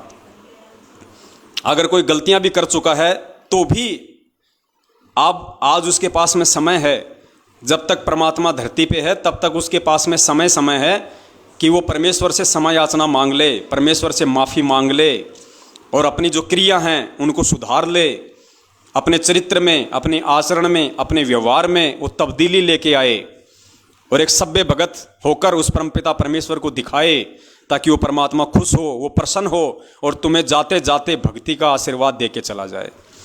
तो पुण्यात्माओं, आज आपने और देखा अच्छे से कि जिस परमेश्वर के अतिरिक्त अन्य किसी को भोग नहीं लगाया जाता है, उस परमेश्वर को जब उसके बच्चे भोग लगा रहे हैं तो उस परमेश्वर को अपने शरीर का बाप समझने वाले लोग भी नाराज हैं। वो भी नहीं चाहते कि कोई हमारे बाप का भोग लगाए। ऐसे घटिया मानसिकता पुण्यात्माओं, मैं तो ये कहता हूँ जानवर की भी नहीं हो सकती, जबकि वो तो मानव देह में है। और पुण्यात्माओं, ये इतने घटिया थे, ये आज ही नहीं है, ये लोग पहले भी इतने ही घटिया थे, ये लोग पहले भी इतने ही गिरे हुए चरित्र के थे, इन लोगों के पहले भी ऐसे ही मलिन विचार थे। इसका सबसे बड़ा आपको देते हैं प्रमाण, 2008 का ये सत्संग है परमपिता परमेश्वर सतगुरु रामपाल जी महाराज जी का। इस 2008 के सत्संग में गुरुदेव जी ने स्पष्ट कहा है, सार्वजनिक तौर पे, किसी दो व्यक्तियों के बीच में नहीं कहा, पूरी संगत को परमात्मा ने आदेशित किया, पूरी संगत को परमेश्वर ने हकीकत बताई कि उनके जो बेटा बेटी हैं उनका कैसा व्यवहार है, उनके कैसा उनका चाल चलन है। खुद गुरुजी कह रहे हैं, और गुरुजी उनको 1995 में ही त्याग चुके हैं। गुरुजी उस कलयुगी परिवार को 1995 में ही त्याग चुके हैं और 2013 में गुरुजी ने अपने डॉक्यूमेंट्स में, अपने राशन कार्ड में भी सभी परिवार वालों को बाहर निकाल फेंका। 2013 का गुरुजी का जो नया राशन कार्ड था, दास ने व्हाट्सएप पे सभी को डाला हुआ है, जिसमें मात्र एक सतगुरुदेव जी का ही नाम है, बाकी गुरुजी ने सबकी एंट्री हटवा दी। यानी गुरुजी ने अपने से तो छोड़िए, अपने डॉक्यूमेंट से भी उन नालायकों को पहले से ही दूर कर रखा है, उनकी मनवश और घटिया हरकतों को देखते हुए। उसके बावजूद भी गुरुजी ने सत्संग में भी ये बात बोलनी पड़ी, ताकि संगत आगे चल के उनके षड्यंत्रों में ना फंसे, संगत आगे चल के उनको गुरुजी का बेटा बेटी, भाई बंधु, रिश्तेदार या जवाई समझ के उनके झांसे में ना आए और केवल ज्ञान को ही आधार बनाए। इसलिए गुरुजी ने बरवाला कांड से 6 साल पहले 2008 में ही सत्संग में स्पष्ट बोल दिया अपने बेटे बेटियों के विषय में। गुरुजी ने क्या कहा कि इस दास के 4 बेटा बेटी थी। पुण्यात्माओं, होने को तो वो आज भी हैं, होने को तो चारों के चारों आज भी इसी पृथ्वी पे हैं, जिंदा हैं। लेकिन गुरुजी ने 2008 में क्या कहा, परमेश्वर के शब्दों पे ध्यान देना। गुरुदेव ने ये नहीं कहा कि इस दास के शरीर के 4 बेटा बेटी हैं, ये नहीं कहा। गुरुजी ने कहा इस दास के 4 बेटा बेटी थे। पुण्यात्माओं, ये थे शब्द ध्यान रखो। परमेश्वर ने कहा कि थे, यानी अब नहीं है, यानी मैं उनका परित्याग कर चुका हूं, मैं उनको छोड़ चुका हूं। वो उस लायक नहीं है कि मैं उनको कहूं कि हैं। सुनिए परमपिता परमेश्वर जी के मुख कमल से। इस दास के 4 संतान, 2 लड़के 2 लड़की थी। इस दास के 4 संतान, 2 लड़के 2 लड़कियां थी। लास्ट में ध्यान रखना, परमेश्वर बोल रहे थी। इस दास के 4 संतान, 2 लड़के 2 लड़की थी। यदि ये दास उन्हीं में उलझ पुलझ रह जाता, अब मुझे पता हुआ मेरी कितनी की खातिरदारी करूं, खूब पता है मुझे वो क्या नेचर है उनका, कैसा उनका स्वभाव। गुरुजी स्पष्ट कह रहे हैं कि मुझे अच्छे से पता था कि क्या उनका नेचर है और कैसी वो मेरी खातिरदारी करते, अर्थात आगे चल के वो मेरे साथ में कैसा व्यवहार करते। और पुण्यात्माओं, वो व्यवहार इन लोगों ने बरवाला कांड में दिखा दिया, अपना घटिया व्यवहार अपने बाप के साथ और वो व्यवहार पिछले 7 साल से आज ये संगत को दिखा रहे हैं कि हम कितना अपने गुरुदेव की, अपने बाप की इज्जत करना जानते हैं। ध्यान से सुनो, परमेश्वर कह रहे हैं इतनी बड़ी बात पुण्यात्माओं कौन बोल सकता है? अगर गुरुदेव बोल रहे हैं तो बहुत बड़ा रहस्य है इसमें। अपने बच्चों के लिए कोई नहीं बोल सकता ऐसे सार्वजनिक, लेकिन परमेश्वर ने सार्वजनिक बोलना पड़ा क्योंकि मालिक अंतर्यामी थे। उनको पता था कि आगे चल के बरवाला कांड होगा और इन्हीं नालायकों की वजह से होगा, और बरवाला कांड के बाद में मेरे बच्चों को काल के हत्या चढ़ाया जाएगा, इन्हीं नालायकों के द्वारा चढ़ाया जाएगा। और आज जिस प्रकार से उसने हमारी सत्सेवक बहन कमला दासी की, वो जो परमेश्वर को भोग लगाती है, जिसकी बड़ाई करनी चाहिए थी, जिसकी प्रशंसा करनी चाहिए थी, उस कर्म की उस चुगलखोर ने, सतगुरुदेव जी की बेटी ने, जो उनके शरीर की बेटी थी, लीलामय तरीके से उनकी कलयुगी बेटी, उसने कैसी घटिया हरकत की है। उसी परमेश्वर से प्रार्थना लगा दी, शिकायत कर दी, जिस परमेश्वर का उसकी बेटी भोग लगा रही है। तो पुण्यात्माओं, सतगुरु रामपाल जी महाराज जी की असल मायने में असली बेटी कौन हुई? वो चुगलखोर और शिकायत करने वाली, या अपने गुरुदेव को अपना परमात्मा मान के उनको भोग लगाने वाली? ये ज्ञान आधार की बात है। ये भी नहीं समझोगे तो जिंदगी में नहीं समझ पाओगे फिर। तो सुनो, पूज्य गुरुदेव जी खुद कह रहे हैं उसी मंजू के लिए और उसी अपने बेटों के लिए कि इस दास के 4 संतान थी, 2 लड़के 2 लड़की, और दास को अच्छे से पता है कि वो मेरी कैसी खातिरदारी करते, क्या उनका नेचर है, क्या उनका व्यवहार है। ध्यान से सुनो। इस दास के 4 संतान, 2 लड़के 2 लड़की थी। यदि ये दास उन्हीं में उलझ पुलझ रह जाता, अब मुझे पता हुआ मेरी कितनी की खातिरदारी करूं, खूब पता है मुझे वह क्या नेचर है उनका, कैसा उनका स्वभाव और क्या करते। एक बाप कह रहा है अपनी बेटी के बारे में कि मुझे पता है मेरी बेटी का क्या नेचर है, क्योंकि परमात्मा यहां 4 का जिक्र कर रहे हैं कि 4 संतान थी, तो 2 लड़के हैं 2 लड़कियां, तो 2 लड़कियों में एक लड़की आ गई मंजू। तो गुरुजी अपनी बेटी के बारे में कह रहे हैं कि मुझे उसके भी नेचर का पता है। तो पुण्यात्माओं, ये काल की एजेंटनी नहीं तो और क्या है? और कैसे समझाएगा परमात्मा? क्या सीना फाड़ के दिखाएगा अब तुम्हें कि ये मेरी बेटी नहीं, ये काल भगवान की भेजी हुई एजेंट है? जैसे धर्मदास जी के परिवार में काल ने मृत्यु अंध नाम का दूत भेज दिया था उसके पुत्र नारायण दास के रूप में, ऐसे ही ये जो मंजू है ये काल की एजेंटनी है, एजेंटनी। 4 संतान परमात्मा की काल के एजेंट हैं, उनका भाई, उनके रिश्तेदार।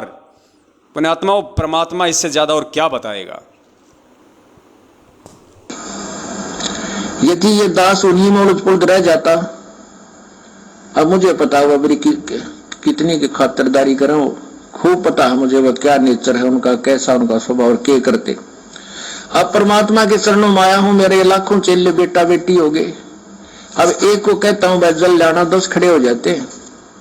पुण्यात्मा, विचार करना, गुरुजी जिन्हें हम उनके संतान कहते हैं, उनके लिए तो परमात्मा क्या कह रहे हैं कि इस दास के 4 बेटा बेटी थे, और संगत के लिए क्या कह रहे हैं परमात्मा कि अब इस दास के लाखों बेटा बेटी हैं। यानी आप और हमें, हम जो नाद वाले हैं, हम जो वचन के उनके पुत्र और पुत्रियां हैं, उनको परमेश्वर कह रहे हैं कि वो मेरे बेटा बेटी हैं।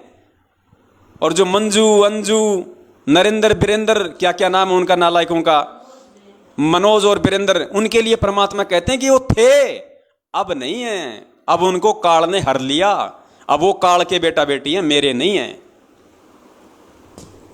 मेरी कितनी की खातिरदारी करूं, खूब पता है मुझे वह क्या नेचर है उनका, कैसा उनका स्वभाव और क्या करते।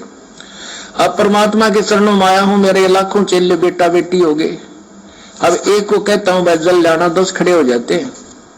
ये क्या कारण है? क्योंकि मैंने परमात्मा की भक्ति का रटना लाई, और उस भक्ति की शक्ति से इन बच्चों में इतनी श्रद्धा बन गई, जब हाथों पर रखूं अपने गुरुदेव को।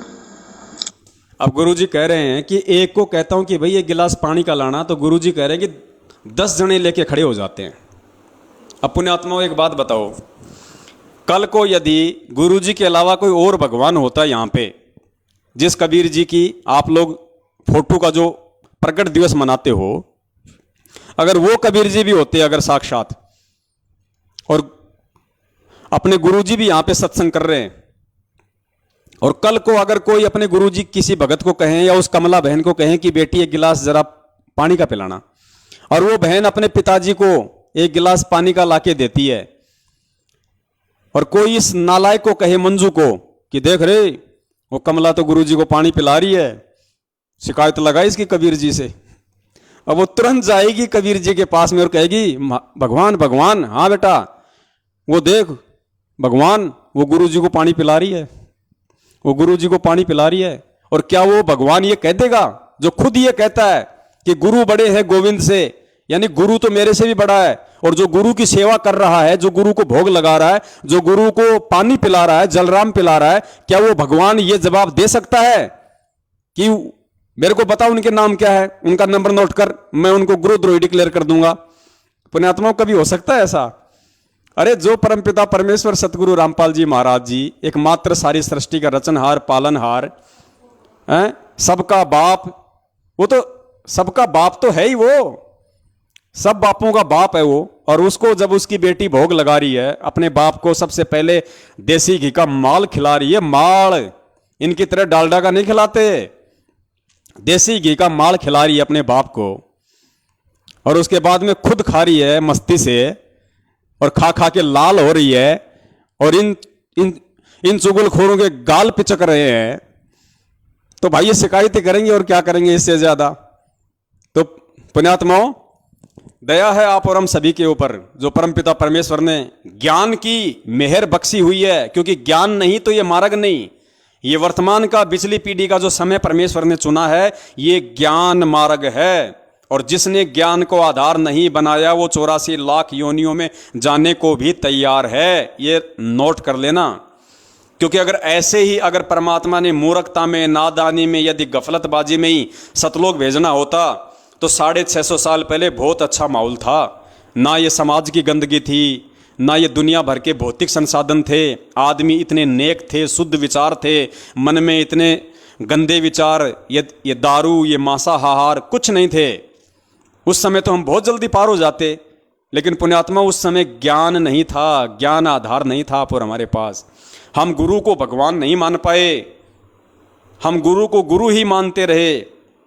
और आज जब हम गुरु को भगवान मान रहे हैं, गुरु जी ने क्या कहा कि 650 साल पहले तुम्हारे सब काम ठीक थे, एक काम तुम्हारा खराब था कि तुम गुरु को परमात्मा नहीं मान पाए। और आज पुण्यात्माओं, जब एक नेपाल की बेटी अपने गुरु को परमात्मा मान रही है, तो उसको तो देखो उसको धमकाया जा रहा है, उसको डराया जा रहा है, शिकायतें लगाई जा रही है उसकी।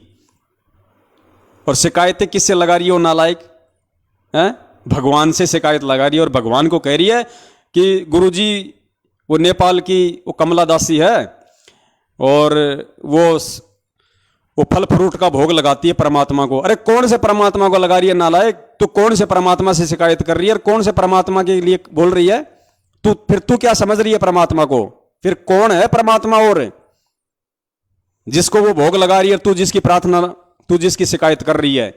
और एक बात बता, ये हमें केले, संतरे, सेब, अनार, अमरूद, पपीता, अनानास, अंगूर, लीची, और क्या है, 2-4 नाम बताओ रे।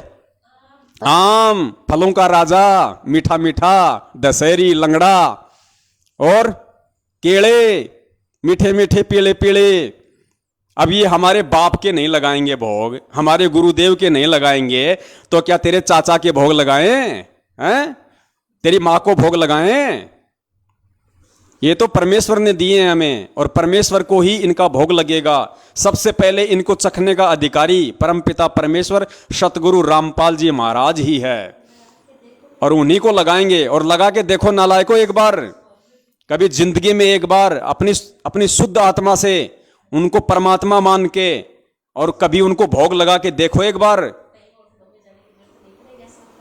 लगाओ, एक बार। इतना स्वादिष्ट व्यंजन बनेगा, और इतनी आत्मा को शांति मिलेगी, गदगद हो जाएगी आत्मा। परमात्मा एडी से चोटी तक भक्ति भाव से भर देंगे, देखो कितना सुकून मिलेगा। लेकिन तुम्हें सुकून की क्या जरूरत है? तुम्हें तो काल भगवान ने केरोसिनी तेल से भर रखा है पूरा। तुम्हारे को तो ये चाहिए, मनीराम चंपाकली को 500, मनीराम को 30, फूटी ज्ञान विवेक की, अंधा है जगदीश। तुम्हारे को तो ये चाहिए, मनीराम चाहिए तुम्हारे को परमात्मा थोड़ी चाहिए, मनीराम चाहिए, मनीराम। तो हमें तो भाई परमात्मा चाहिए, और परमात्मा जिस विधि से खुश होगा, अगर परमात्मा हमारे नाचने से खुश होगा तो हम नाचेंगे उस परमात्मा को रिझाने के लिए। अगर परमात्मा भोग लगाने से प्रसन्न होगा तो परमेश्वर को एक से एक बढ़ के व्यंजनों का भोग लगाएंगे, एक से एक बढ़िया से बढ़िया स्वादिष्ट और महंगे से महंगे फलों का भोग लगाएंगे। जिस विधि से परमात्मा प्रसन्न होगा उस विधि से आज हम परमात्मा को प्रसन्न करने में कोई कसर नहीं छोड़ेंगे। तो पुण्यात्माओं, जिसको जैसा समय मिले, चाहे सप्ताह में या महीने में एक बार, जरूर अपने बंदी छोड़ को भोग लगाओ सतगुरु रामपाल जी महाराज जी को देसी घी के हलवे का। और अगर तुम्हारी आर्थिक स्थिति अच्छी है तो 2-4 प्रकार के 1-1, 2-2 सेव, संतरे, केले, अंगूर ये ला के उनको साफ करके अच्छे से और हलवा प्रसाद बना के, और आया है बंजारा केशव आया है, वो आरती गाते हुए उन फलों को परमात्मा के वहाँ ले जाओ दरबार पे हलवाराम को, और उसको, और फिर परमेश्वर की 42 मिनट की भोग की आरती आपको यूट्यूब पे मिल जाएगी। आराम से गाओ पुण्यात्माओं, कितना आनंद आएगा, एक अलग ही अनुभूति होगी। परमात्मा सदैव अपने साथ में रहेंगे। अरे धर्मदास जी को क्या कहा था परमात्मा ने? परमात्मा ने अपने मिलने की विधि क्या बताई? परमात्मा ने कहा कि जहां धार्मिक भंडारे होते हैं वहां मैं अवश्य आता हूं।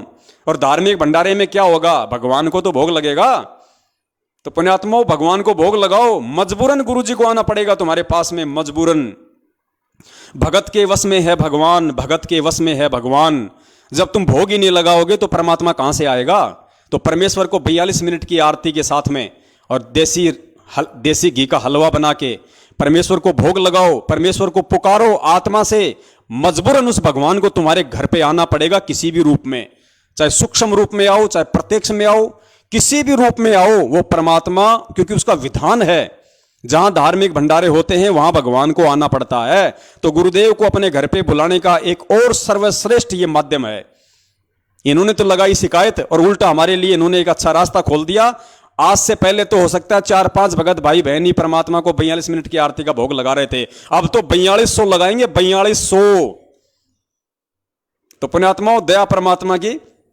परमात्मा तो ऐसे ही दीनदयाल है, नए नए परमेश्वर वो तरीके अपनाते हैं अपने बच्चों के पास आने के लिए।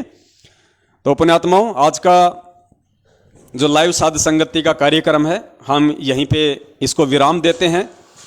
और जो सार शब्द के ऊपर था, तो पुण्यात्माओं सार शब्द के ऊपर 3 वीडियो बन चुके हैं। सबसे पहला पार्ट हमारा 4 घंटे का था, दूसरा पार्ट 3 घंटे का और तीसरा पार्ट 2.5 घंटे का। तो दास को लगता है पुण्यात्माओं 8-9 घंटे बहुत होते हैं किसी भी चीज़ को समझने के लिए। और ये 8-9 घंटे तो परमात्मा ने उन मंदबुद्धि लोगों के लिए व्यतीत करवाए जो सतलोक आश्रम मैनेजमेंट हरियाणा के पीछे लगे हुए हैं, वरना सत्सेवक भाई बहनों को तो समझाने की आवश्यकता थी ही नहीं। तो उन लोगों के लिए काफ़ी हैं। अगर वो इतने में भी नहीं समझेंगे तो वो और में भी नहीं समझेंगे। तो सार शब्द के ऊपर जो हमारा जो कार्यक्रम था वो परमेश्वर ने वो कंप्लीट करवाया। और ये 3 पार्टी बहुत हैं। आज परमपिता परमेश्वर जी ने, ये सतलोक आश्रम मैनेजमेंट हरियाणा वालों ने जो ये घटिया से घटिया जो ये शिकायत लगाई है, ये इनकी मंद बुद्धि को, इनकी घटिया मानसिकता को दर्शाती है। इनसे गिरा हुआ इंसान कोई धरती पे नहीं हो सकता। और इन्होंने जो वीडियो बनाया था गुरुद्रोहियों का पर्दाफाश, तो वास्तव में असली गुरुद्रोही कौन है और आज उसका असली पर्दाफाश यदि किसी ने किया है तो परमेश्वर के सत्सेवक बच्चों ने किया है। आपको वास्तविकता से रूबरू करवाया है कि असली षड्यंत्रकारी कौन है। तो पुण्यात्माओं, कल अगर परमात्मा दया करेंगे तो हम एक नए टॉपिक के साथ में, क्योंकि एक हमारा जो टॉपिक है वो छूटा हुआ है कि बहुत सारे भगत भाई बहन ऐसे हैं जो अपने परिवार में विरोध के चलते ढंग से भक्ति नहीं कर पा रहे हैं। उनके मन में तरह तरह के विचार उत्पन्न होते हैं कि मैं घर छोड़ के भग जाऊं, बाल बच्चों को छोड़ के कहीं दूर चला जाऊं, कहीं मकान ले लूं, वहां मैं अपनी भक्ति करूं।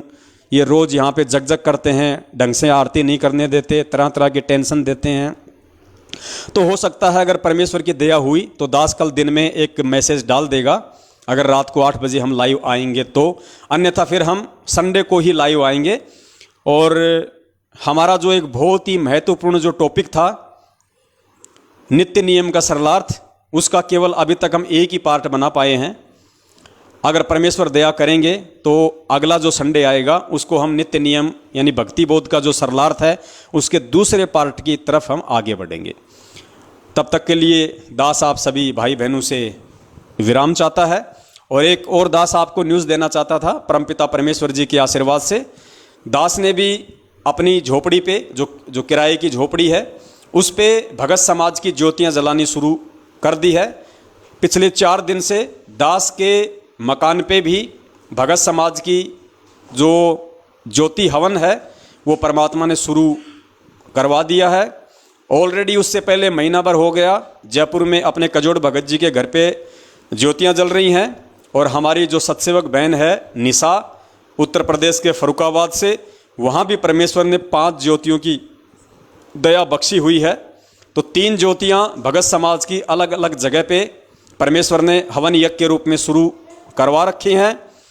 और पुण्यात्मा विश्वास रखना, एक भी पैसा आप लोगों का, ये हम पहले से बोलते आ रहे हैं, आपको आज भी बोल रहे हैं और आगे भी हमारे यही वचन रहेंगे।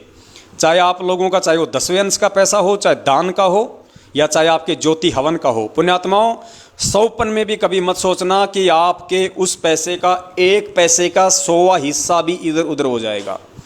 पुण्यात्माओं अब गलतियां नहीं हो सकती। अब परमेश्वर के विधान के खिलाफ उनके सतसेवक बच्चे नहीं चलेंगे। चाहे किसी परिस्थितिवश चाहे मांग के खाना पड़ जाए, लेकिन आप लोगों का जो सेवा राशि है, आप लोगों की जो सहयोग राशि है, आप लोगों का जो ज्योति का पैसा है, उसमें से पुण्यात्माओं 1 रुपये का 100वां अंश भी इधर उधर नहीं हो सकता। देखने वाला परमात्मा है, इससे ज़्यादा हम आपको विश्वास नहीं दिला सकते। और ये आपकी अंतरात्मा स्वीकार करेगी इस चीज़ को कि हम जो कह रहे हैं वो सत्य है या उसमें कुछ मिलावट है। तो पुण्यात्माओं वैसे और तो कोई ज़्यादा खर्च हो नहीं रहा। जिन जिन भगत भाई बहनों ने अपनी सेवा जो लिखवाई थी, दान की, 10वें अंश की या उधार की, उनमें से सिर्फ 2 या 3 भाइयों के अलावा किसी की सेवा नहीं लगी है। सबके पास अपना पैसा सुरक्षित है, सबके पास अपना पैसा सुरक्षित है। सिर्फ 2 या 3 भाइयों की सेवा लगी है, मुश्किल से 2 या 3 भाइयों की। इसके अलावा किसी से और कोई पैसा नहीं मंगवाया गया है। और एक हमारी जो ममता रावत नाम से बहन है, मैं नहीं जानता कहाँ से है बहन, आप सबको पता है, जिसने अपना सोना बेच के और दास को 92,000 रुपये भेजे, उस बहन की सेवा लग रही है लगातार। उस बहन ने जबरदस्ती पैसे डाल दिए तो परमेश्वर ने दया कर दी। 92,000 रुपये उसने डाले थे। और पुण्यात्माओं ये जो मैसेज जो सेवा है, ये जो मिस कॉल वाली जो सेवा है, जो भगत समाज के हमारे पास में नंबर आ रहे हैं बहुत ज़्यादा तादाद में, और जिनको बल्क मैसेज के माध्यम से आप लोगों के डायरेक्ट मोबाइल के इनबॉक्स में जो मैसेज आ रहा है, तो बहुत सारे नंबरों पे वो भेजने पड़ते हैं। एक बार भेजने का तकरीबन 2 से 2,500 हज़ार का हमारे मतलब खर्चा आ रहा है, क्योंकि काफ़ी नंबर हो गए। 17 पैसे एक मैसेज के लगते हैं, तो कम से कम 2-2,500 हज़ार रुपये एक बार मैसेज भेजने के लगते हैं। तो दिन में मान लीजिए जैसे कभी कभार तो 2 मैसेज भी हम लोग भेज देते हैं, कभी कभार 3 भेज देते हैं, कभी कभार 1 मैसेज भी भेजते हैं। तो मैसेज में उस बहन की सेवा लग रही है। तकरीबन उस बहन का 60 से 70 हज़ार रुपया मैसेज सेवा में परमात्मा ने लगवा दिया है। उसके अलावा एक हमारी दिल्ली की बहन है, रोहिणी की, दिल्ली की रोहिणी में एक बहन रहती है, अभी नई जुड़ी है, और उसने दास को महीने भर पहले शायद 10 या 15 दिन पहले उसने दास को 7,500 रुपये उसने डाले थे, और अभी 5-7 दिन पहले उसने 2,500 रुपये डाले हैं 10वें अंश के। तो उस बहन की सेवा भी मैसेज सेवा में ही जा रही है। तो इन 2 बहनों की सेवा ही वो परमपिता परमेश्वर ले रहा है। और इसके अलावा जिन्होंने अपनी एंट्रियां सतसेवकों के पास में लिखवाई हैं, कई लाखों में, वो एंट्रियां सुरक्षित हैं। केवल 2 या 3 भगतों की एंट्री गई है, शायद एक भगत की तो 7,000 की, एक की शायद 12,000 की, एक की शायद ऐसे कुछ 10-12 हज़ार रुपये की। उनके अलावा आपकी एंट्री आपके पास में है, आपके पैसे आपके पास में है। पुण्यात्माओं, आपको लगे वो पैसे यदि आप किसी और काम में लेना चाहें, आप जी शौक से लीजिए। आप ये ना सोचना कि हमने लिखवा दिए तो हम सतसेवकों को ही देंगे, नहीं। अगर आपके घर में भी अगर कोई जरूरत है तो पुण्यात्माओं आप एंट्री माइनस करवा देना, अपने घर में उन पैसों को काम लेना, फिर परमात्मा के लिए निकाल के रख लेना, फिर एंट्री करवा देना, कोई दिक्कत नहीं। आपको लगता है संगत में और कोई भगत भाई बहन है जिसको अर्जेंट है, जिसको आप जानते हो और वास्तव में उसको पैसे की जरूरत है उधार रूप में, आप अपनी एंट्री इधर से माइनस करवाओ, उस भाई बहन की मदद करो, कोई दिक्कत नहीं पुण्यात्माओं। हमें देखो, हम तो आपका पैसा वहीं लगाएंगे जहां पे वास्तव में जरूरत होगी। जबरदस्ती आप लोगों से ले लेके बांटने का काम नहीं है हमारा। तो फिलहाल जो सबसे बड़ी सेवा चल रही है वो केवल ये मैसेज सेवा है। तो मैसेज सेवा में ही हमें पैसों की जरूरत पड़ेगी। तो जब भी हमें जरूरत पड़ेगी तभी आपको मधु बहन या आपको कजोड़ भगत जी आपको फ़ोन करेंगे। तो केवल मैसेज सेवा के लिए ही आपने अकाउंट में वो पैसे डालने हैं ताकि हम उसको भेजें। वो हमारे को मैसेज का बैलेंस डाले, क्योंकि 1 लाख मैसेज हमारे को 17,000 रुपये में मिलते हैं और 1 लाख मैसेज 5 से 7 दिन में हो जाते हैं पूरे। 5 से 7 दिन में मैक्सिमम वो मैसेज पूरे हो जाते हैं। तो अभी तक जो भी सेवा जाएगी परमेश्वर की दया से, क्योंकि देखो आप लोगों की बैठे बैठे सेवा बन रही है। भक्तों के नंबर भी आप भेज रहे हो, मैसेज भी आपके सहयोग से जा रहा है और उन मैसेजों को देख देख के, उन वीडियो को देख देख के पुण्यात्माएं जाग रही हैं, भ्रमित होने से बच रही हैं, अज्ञानता में जाने से बच रही हैं, काल एजेंटों के झांसे में फंसने से बच रही हैं, उधर से निकल के सत्सेवक बन रही हैं, ज्ञान को आधार बना के भक्ति कर रही हैं। तो पुण्यात्माओं, आप लोगों की उस सेवा से देखो कितनी बड़ी सेवा परमात्मा करवा रहे हैं। अपने भटके हुए बच्चों को वापस भक्ति मार्ग पे लेके आ रहे हैं। गुरु जी क्या कहते हैं, एक कसाई से 1 करोड़ गायों को छुटवाने का जितना पुण्य मिलता है उतना पुण्य एक आत्मा को परमात्मा की भक्ति पे लगाने का मिलता है।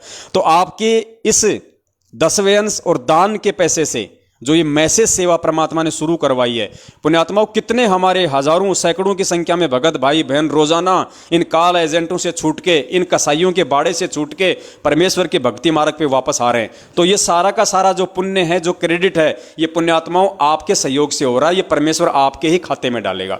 तो देखो परमेश्वर ने कैसे बैठे बैठे आप लोगों को सेवा दी हुई है।